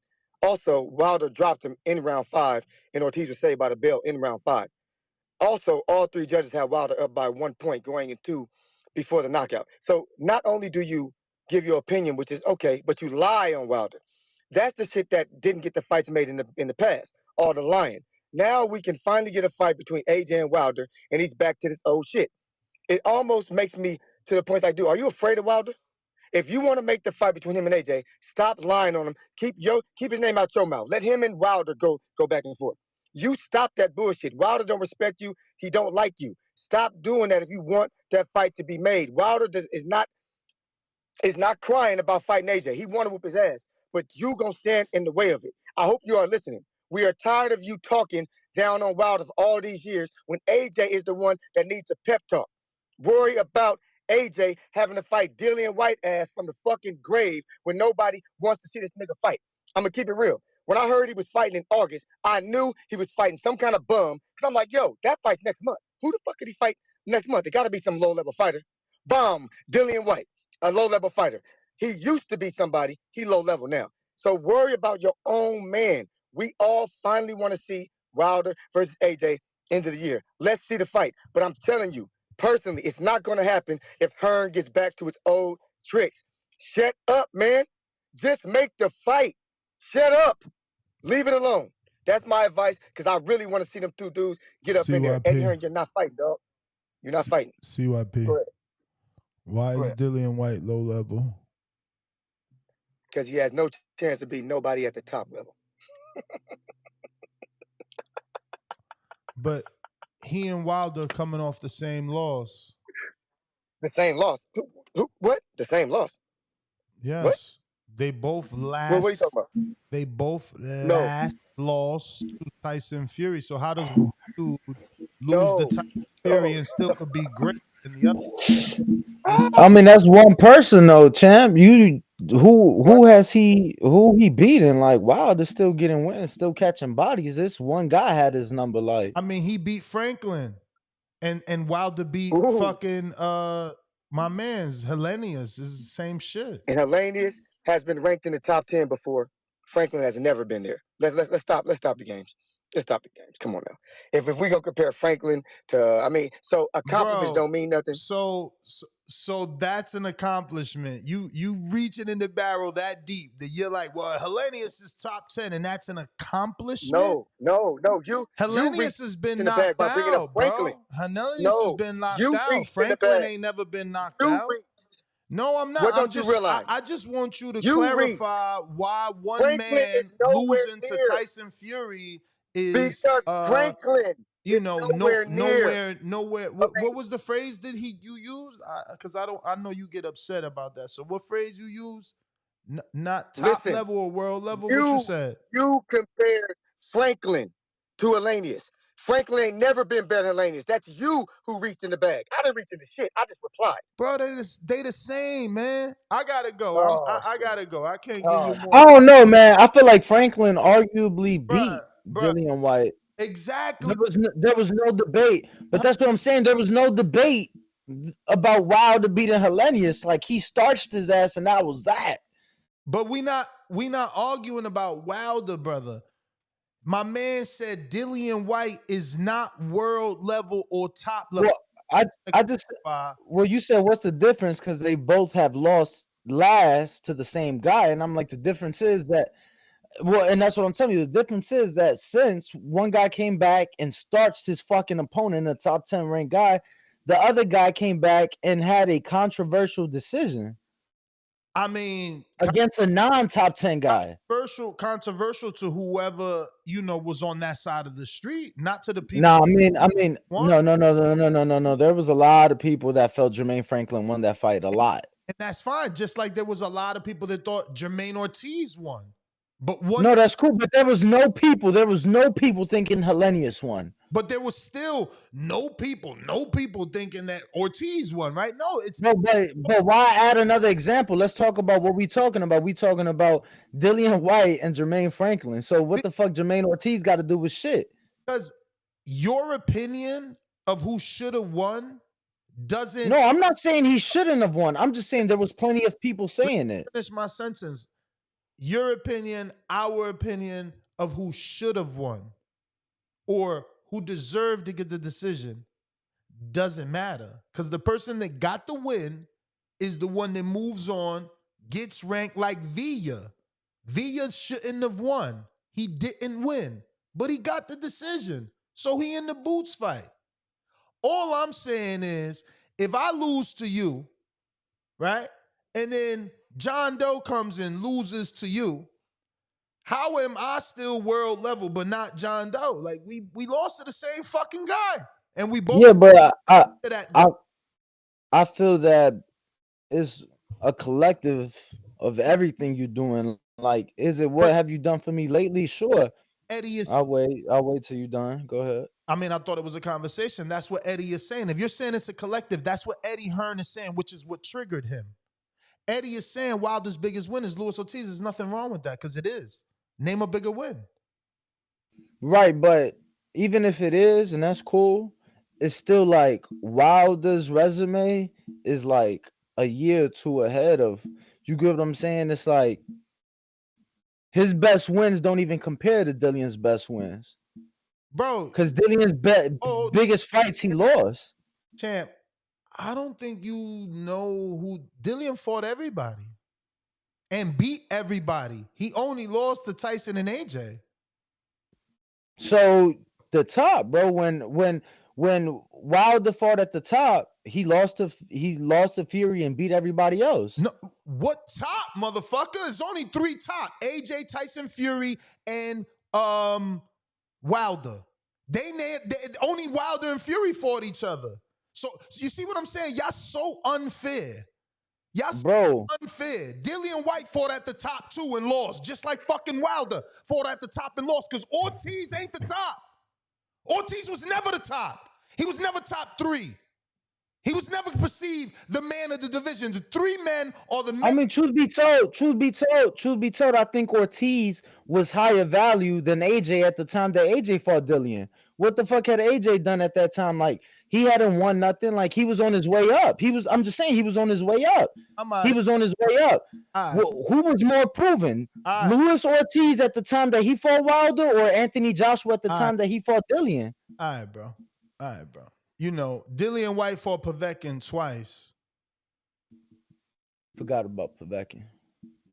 And lost one of those times. And had the balls. See, Wilder can have balls. When he gets knocked out, he can have balls and fight. Even if he don't fucking win, he still got balls in your eyes. Now, Dillian gets knocked out, has balls, rematches, gets the win, and he's a bum. No, I'm not saying he's a bum. I'm just saying that's now a third name. That's just now a third name that has knocked him out. You could only give me one for Wilder, but you've given me 3 fucking names for the Dillian Whyte. That's all I'm fucking saying. I'm not saying because he lost, he's a bum. I'm not nowhere near that. So he has a weak chin. Okay. Look at the names he's fought. That's what I'm saying. I don't think you know who he beat. Like, he beat Joseph Parker, another dude Wilder was supposed to fight. He beat Povetkin, another dude Wilder was supposed to fight. He fucking fought AJ and fighting him again. He beat Povetkin. He beat Povetkin. Yeah, Wilder was supposed to fight him, brother. Wilder was supposed to fight him 6 years prior.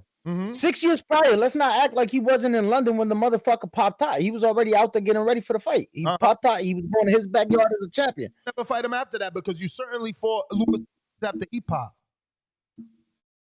So Luis Ortiz gets a pass because y'all got a friendship, because Luis has a daughter, so y'all connect because Luis got a sick daughter, and you know. But what about Povetkin? He popped. He got clean. What about Big? What about Big Baby? What about Big Baby? Who the fuck he fought? All I'm saying is when you. How we know that?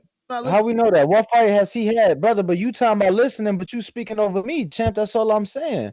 You talking about one guy. You talking about he beat Povetkin after Povetkin popped hot in the past and knocked him out and all that. Bro, Wilder was supposed to fight him, but when though? Nah? 6 years prior, not when the shit happened. 6 years prior, a way better, way more prime Povetkin. He was going to Russia for that. Like, bro, it's not the same. In my opinion, it's not the same, yo. And I'm not saying that Dillian no scrub, but he's not what you get what I'm saying?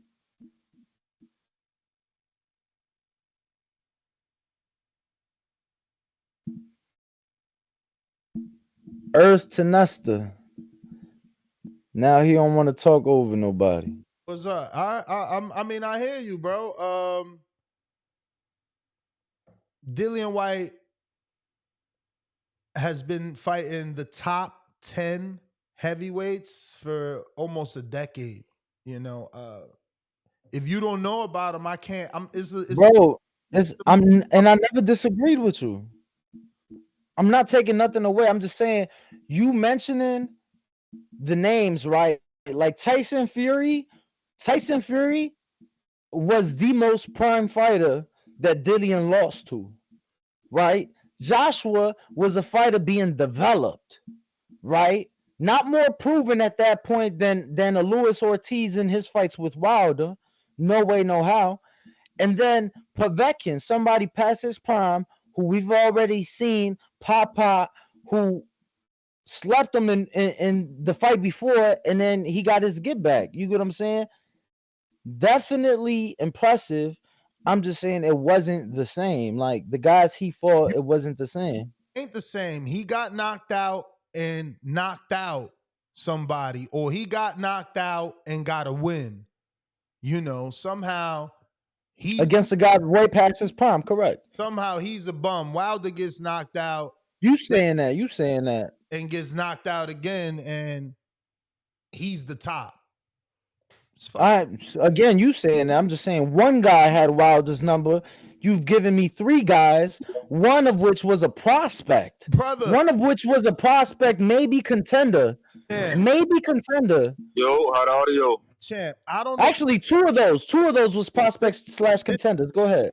This is why I'm telling you, you and I need to leave this conversation alone because you're not educated enough on the heavyweight division. Wilder, your defense to what I said was Wilder has only lost to one of the top because he only fought one of the top, brother. He turned down the AJ fight, bro. But that's what I'm saying. See, it's not even that we don't know. Go ahead, dude. Go ahead. Fight at least 3 to 4 times on paper. 12 point something, one offer, 17 point something, another offer, 120 million, another offer. Right after the Fury draw, another offer.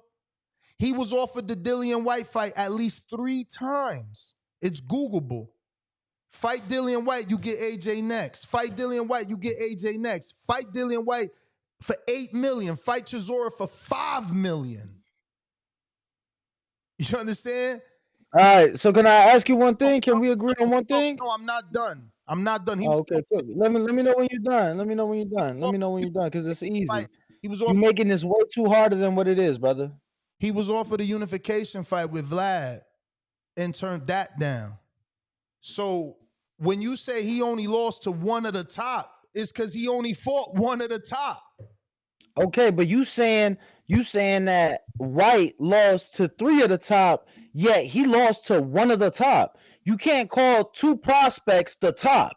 Like at the time he lost to Joshua was a prospect, maybe a contender, probably a contender. At the time he lost to Povetkin was a prospect, maybe a like what had Povetkin done? Like Povetkin was definitely on the down. You sound clueless right now. You called a world title challenger a prospect. I gotta go, man. Let's just get to the callers. You sound weird, bro. I mean, bro, AJ hadn't challenged for the title yet. So you can't be a champion or a world title challenger until you actually do it. You saying AJ. Yo, how the audio? I'm not saying AJ. even Povetkin champ when at the time. You sound good to me, C-Dub. He just prospect slash contender, yeah. And so he's trying to clean it up. I'm trying to just go straight to you. Bro, they both prospect slash contenders at the time that they fought him. What the fuck? I see Danny's saying that he fell back to a level of a prospect. I think that's where Danny or contender, but he wasn't the top. He wasn't the top. Guys, don't fall into this guy's rabbit hole. It's physically impossible to go. Yo, he just don't want to read the chat. The whole chat is in agreement. You can't go to prospect. This guy he's making up his own rules in boxing. I understand where he went with it though, but hey, shout out TBV, smash the like button, is free. Do something. So once you champion, you always champion. If you lose, you're not in contention for another title or something like that. You're called the former champion, bro. After you lose, if you're a champion. Yeah, you're a former title. And you're a contender. You're a former champion. And once you pass prospect, you don't go back. You're a contender. And when you can't pass the contender, you're just a title challenger. Fuck is wrong with you, bro? You sound crazy today. Right. Then okay, so I don't see how, but okay. Dillian Whyte has always been at the top. The only difference between Dillian Whyte and Wilder is Wilder got a statue. That's it. I mean, Wilder was a champion. You know, Dillian Whyte was never a champion. That's another thing that's a difference. But they both been in the top 10, top 5. Dillian Whyte has been top 5, and he was top 5. So we just need to let that go. He was. Let's look at the bigger picture here. The bigger picture. What do you call top 5 guys? Is that like, are they like contenders? Would you call a top 5 guy contender? Top 5. I mean, he challenged for the title? He's just a former title challenger. That's all. He's a former title challenger. That's what I would call him. But you know, somebody who challenges for a title aren't they considered to be in contention for a title? Like, I'm just, you know.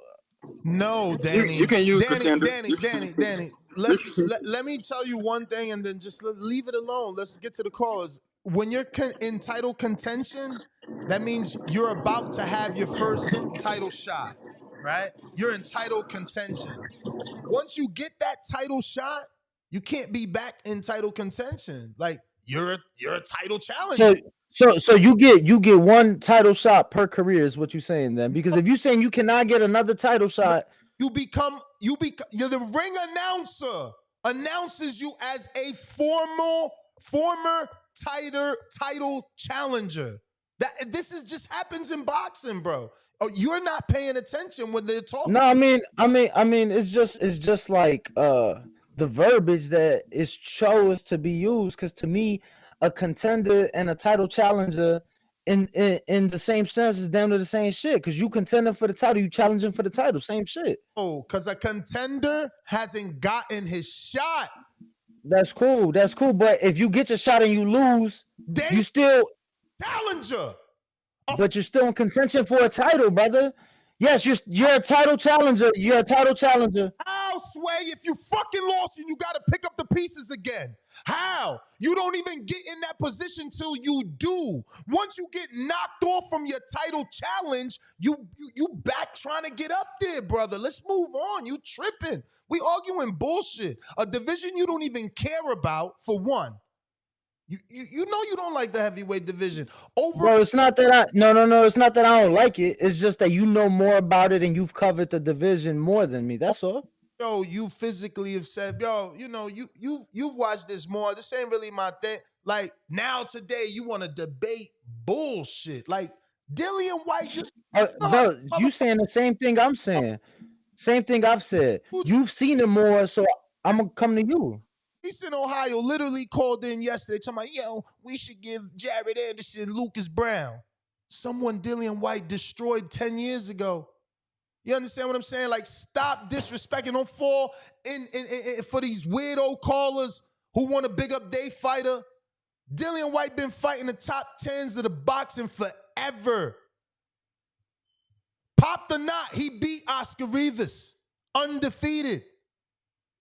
Tired or not, he beat Joseph Parker, former world champion. old or not, he fought Povetkin twice. Motherfuckers wasn't fighting Povetkin. Where they at? The dudes that did got knocked out.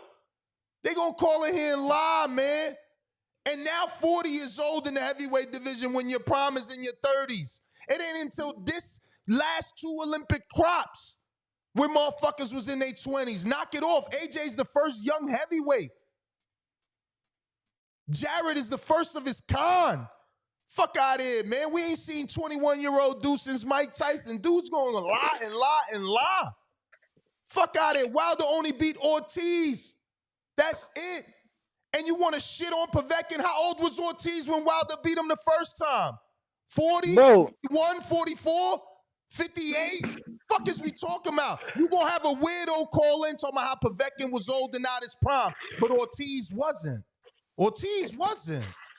I ain't said that. Man, I ain't talking to you. I'm talking to the defenders, the protectors, the liars. They not real fans of boxing. They fans of man. We know what it is. Fuck out of here. Can we agree on one thing, though? Can we agree on one thing? Can we agree on one thing? Can we agree on one thing, brother? One thing and one thing only. Can we agree on? When Deontay Wilder lost the second fight to Tyson Fury, he got the trilogy, right? Yeah. So was Wilder still in title contention since the title was on the line? Bro, it's a rematch. It's a rematch. Like, is he in contention? No, he fighting to get his belt back. Don't change the verbiage. He lost his belt and he's struggling to get it back. Fuck is we talking about, bro? Y'all want to? How is that struggling when you're running it right back? If you struggling, you're not running it right back. You got to go through hoops and ladders to get it right back. I mean, we talking about a dude that we called the biggest puncher in boxing. But you saying struggle. So did he get the rematch immediately after the second fight, or did he have to go through hoops and ladders to get the rematch? 3 fights with Fury. You going? That's not struggling? I mean, he didn't lose the first one. We said the second one. After he lost, he only lost twice. I said struggling to get his belt back. Right. So, no, you said struggling to get the rematch. You said he was struggling to get the rematch. Belt back. Belt back. Rewind. Belt back. We can. How much you want to bet? Nah, let's see what the chat say. It don't matter again. I mean, the chat been saying that you're wrong, but you don't want to see that. I don't see nobody saying I'm wrong. We going out to see Dub, man. It's called selective seeing. Y'all might have heard of selective hearing. This is selective seeing.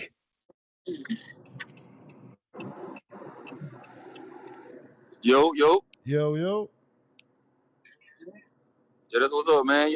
I'm so glad y'all came back to me, man. I don't know, maybe, I mean, I know the energy is there, the energy is high, you know. I just didn't know I got cut off, but hey, man, I just wanted to get this off. This is just Eddie Hearn, again, using Wilder, the statue, as a marketing ploy to build up AJ. You know, no eyes are on AJ right now, so you got to use Wilder to say, hey, he's going to fight him in December after this to build up this fight. You know, this is still a top 10 fight. I don't know why people don't want to give Whyte his credit. Whyte has been at the top for a long, long time. I mean, beat him after he lost with Povetkin, he still got that win back. He had a tight win. I mean, had a tight fight with AJ. I don't know. The top guy belts. There's only a few though. It's only with AJ, Wilder, and Fury.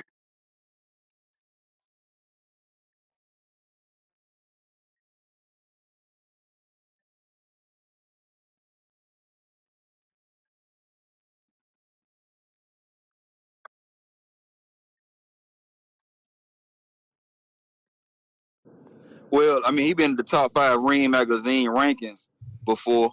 You know, he been in the top 10 box rig. He been ranked in the top 3. I mean, top 5 before.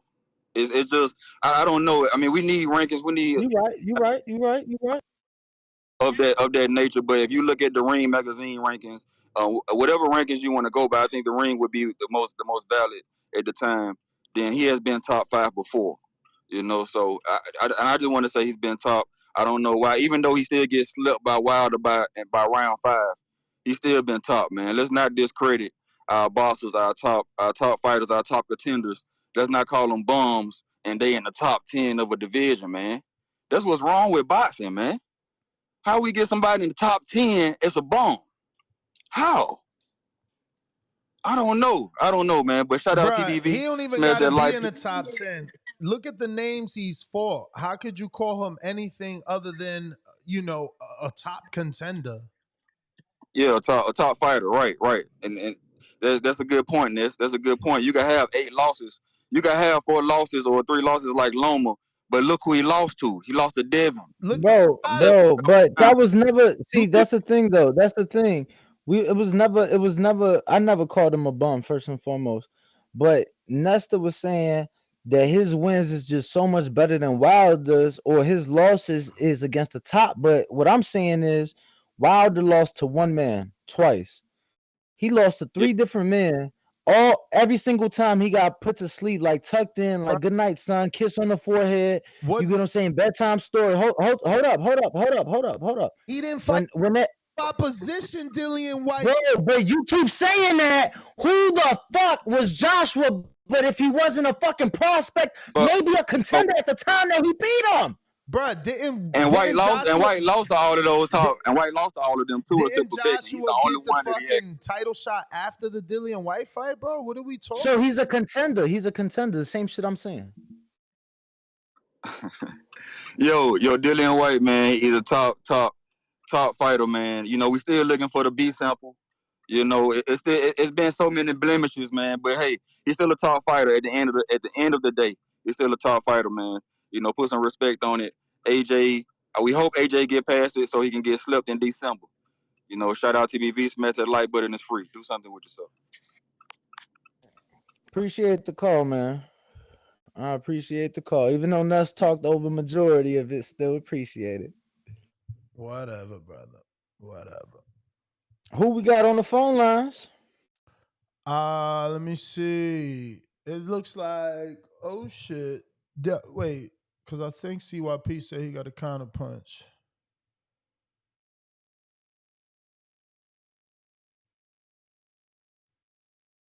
Yes.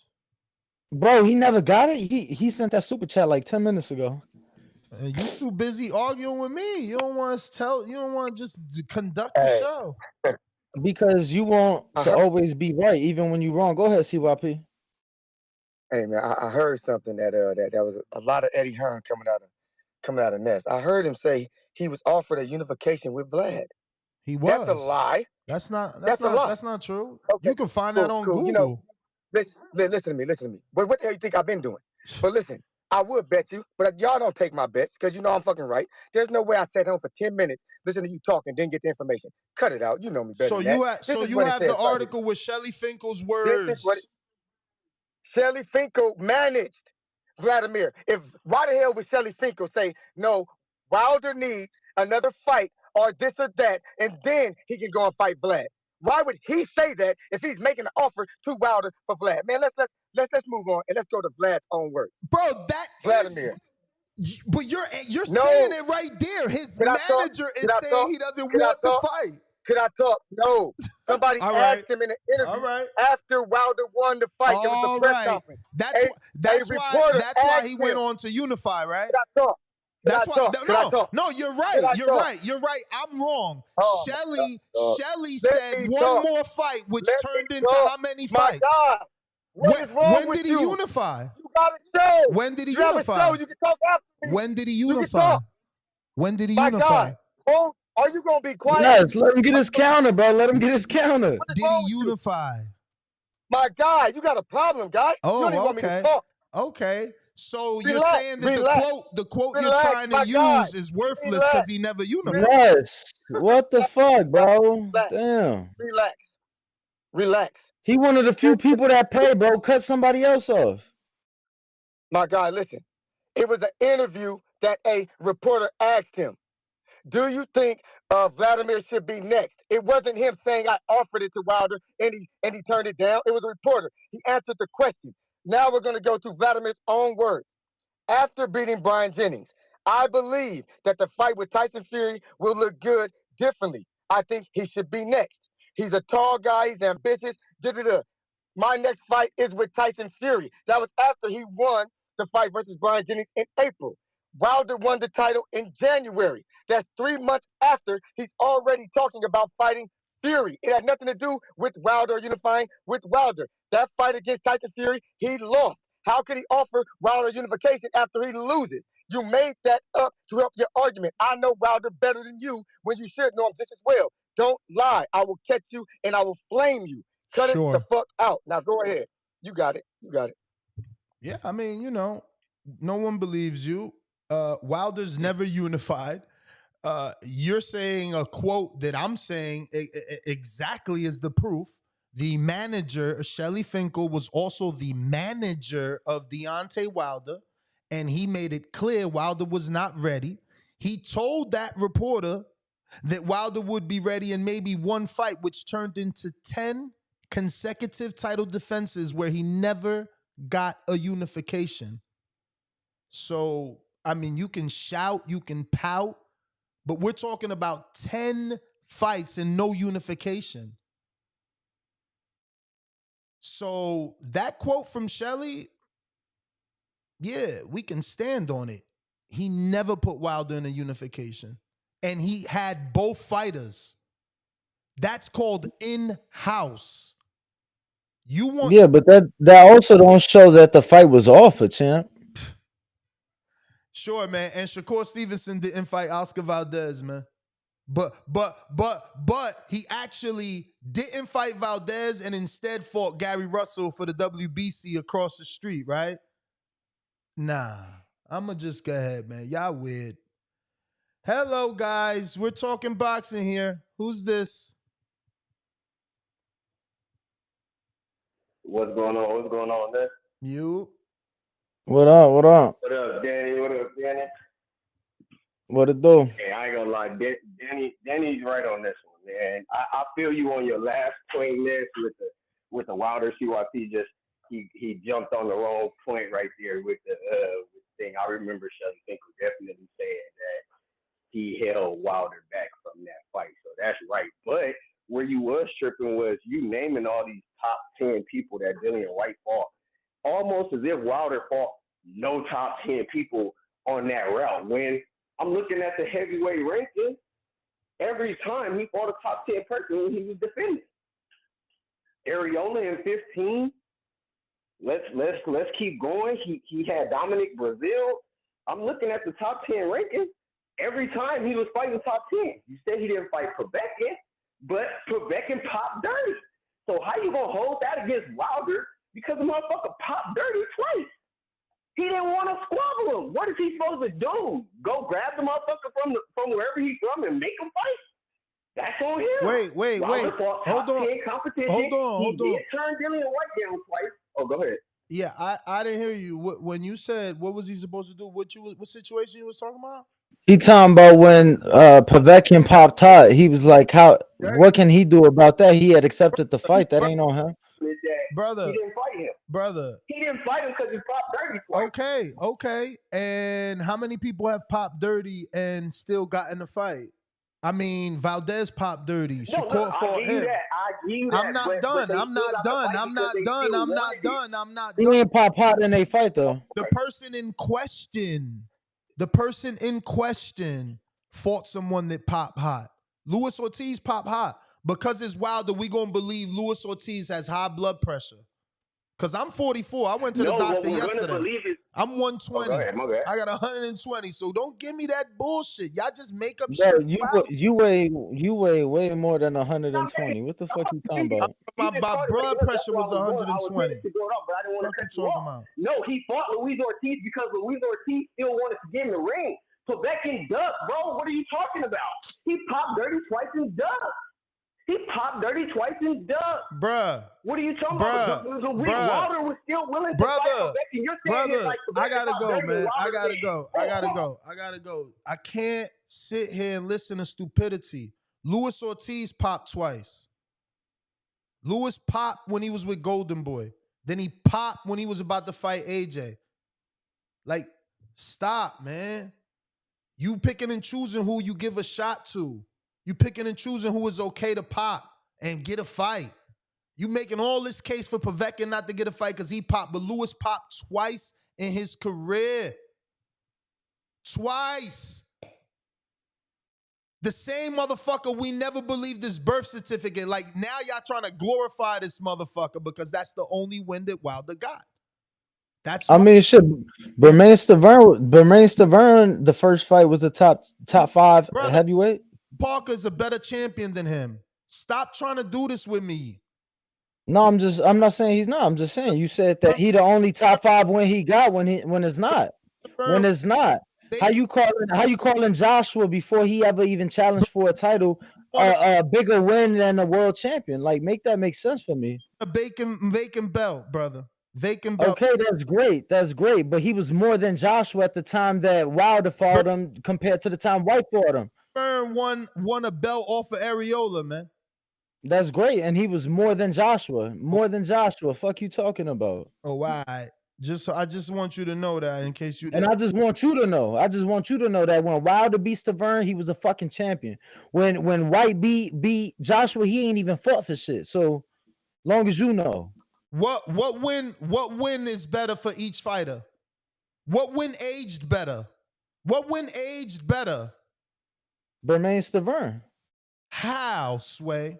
Bermain, because he was no. Hold on. I'll tell you how. Finish my sentence. He never did anything after that. And Danny, listen, this could have been a show that's ended. You dragging this out for no reason. You arguing shit you don't care about. And now you keep looking worse and worse. You about to make a case for Bermain Stavern. I'm just saying, Nesta, because you keep saying lost to Trevor Bryan of all people, brother. Like, stop, man. You doing this for no reason. These motherfuckers don't love you. They gonna DM you some fake shit. On your birthday, they ain't gonna be real. Bro, I don't give a fuck about none of that shit. I'm just saying you saying bullshit by saying Joshua wasn't a contender when Whyte lost to him. But yeah, I can't say, bro, you said how the fuck he was a prospect contender. Was he not? Was he not? Same shit with the other motherfucker, Povetkin, when he lost to him. But let you tell it. What you end up doing is who you are from day one. So that's all I'm saying, champ. You right, man. You all right, champ. You all right. I was a champion, the other guy wasn't. That's all. I hear you, man. I hear you. We good on call? Oh, all right. We got Brandon. Like, Bermain Stavern has a belt to put in front of his fireplace. Dillian Whyte doesn't. That's all. Dillian Whyte got a silver belt in his fireplace. Same. I mean, shit. Remember? Hey, yeah, but Devin ended up getting the real shit. He sports the real belts, though. He sports the real belts. Want to lie? See how you want to lie? See how I want to lie. Bermain Stavern, was he a real world champion? Yes or no? Was he a real world champion? Yes or no? Was Bermain a real world champion? Yes or no? Was he a real world champion? Yes or no? Let me educate. Was he a real world champion? Yes or no? Because the education you want is who was a world champion, brother. That's all. All right. I was just saying, if you don't want to be educated, that's one thing, my brother. I mean, if Dillian won a world title that I didn't know about, educate me, brother. My bad. I mean, last I checked, as a person that's been to more conventions than you and read more of the rules and guidelines, the interim title is the same exact title. They don't send you a new title. That is the title. You just get elevated. You know that and I know that, but you want to lie for TV for these fucking weirdos. I don't get you. You so weird today. Brandon in Cincinnati, what up? So you saying the silver? You said the silver? Dillian was the interim champion. Oh, the interim. You said the interim is the same as the real deal. Yes, it is. Call Devin right now. Wow. Call Devin right now. Call him. No, the reason I'm asking, hold on. The reason I'm asking, call him. Let me know if I could talk. Because the reason I'm asking, because you said it's the same joint, but I've been to his house where he has the one with Abdullahi's face, and I've been to his house where he has the one with Cambosa's face. So, bruh, that's because of the fight. That's because. Bro, but you just said that it's the same belt. You don't get another. Bro. Oh man, go ahead, bro. Brandon. All right. Danny gonna act like he As don't far as know that back when on, you win a belt, you only take pictures with it. It goes back to the champion, even if he lost it. That And champion, then what? And then what? And then what? Do you not get a new belt sent to you? Do you not get a new belt sent to you? and they mail you a belt with the face of the fighter you fought. So how is the same joint, brother? How is the same joint? Come on, man. Knock it off, man. Go ahead, Brandon. This guy's terrible, man. It's the same thing, but motherfuckers wasn't disputing who was undisputed. Come on, man. I think we need to get back to the topic. I jumped in later. The main topic, AJ versus Whyte 2. And Usyk, Dubois, and Vergil. Cancellation. As far as Vergil, I don't know what's going on with him. As far as his health, maybe he needs to move up. Maybe his body's just giving out. He might need to retire. He needs to think of his health first as far as Vergil. Don't try to force himself to do it if his body don't hold up. He can probably just be a guy that never quite lived up to the potential. It happens in all sports. Guys never really reach their peak because of some kind of health reason. Usyk and Dubois, I think Usyk gonna box his head off, probably stop him. Dubois was pretty cool, hype job going in. They had him fighting bums, but he's looked very human and very regular as of late. Even when he beat Trevor Bryan, he looked slow and lethargic and hella trash. So expect Usyk to put on the clinic. AJ Whyte too. I hear you guys caping for Whyte, saying it's a top 5 or top 10 guy, and I disagree with that. I mean, yes, is he French top 10 still? Yeah, but it's all about what have you done for me lately. His last 2 fights, one against Jermaine Franklin, he got a gift, looked like shit. Before that, he fought Tyson Fury, looked like he'd never boxed in his life, looked like shit and got embarrassed. Never won a second of the fight. So that's the issue I'm having with the Whyte fight. Like, what's the point? I understand AJ's on the comeback trail. It's a name that the UK knows. But as far as a competitive standpoint, Whyte has looked like trash the past 2 or 3 years. So the fact that he was top 5 or interim champ 10 years ago, it really don't matter because he ain't looked like he used to look in 3-4 years. So it's a fight that I really don't give a fuck about. But I understand the point of it. It's a name that the UK is familiar with. And it's a fight that gets AJ back on track because he's on a rebuild. So, yeah, us in America probably won't give a shit about the rematch between him and Dillian Whyte, but the UK might get behind it. So that's all that matters, that the UK cares. It's better option name-wise than Dempsey, McKean, and some of the other guys they were naming, Junior Fire and shit like that. So if they like it, I love it. But other than that, yeah, I'm not interested in seeing Dillian Whyte get a rematch because he ain't looked like shit in his last 2 or 3 fights. But yeah, man, y'all have a good Friday. Take it easy, everybody in the TVV community. Protect your mental health at all times. We less than a month away from the fish fry. That's all I care about. Fuck everything else. But that's my comment. Y'all take it easy. All right. Get to these super chats. I don't know where we at, so I'm gonna just take it from the top. Whyte is with Brooke, Khan, and Samuel Vargas.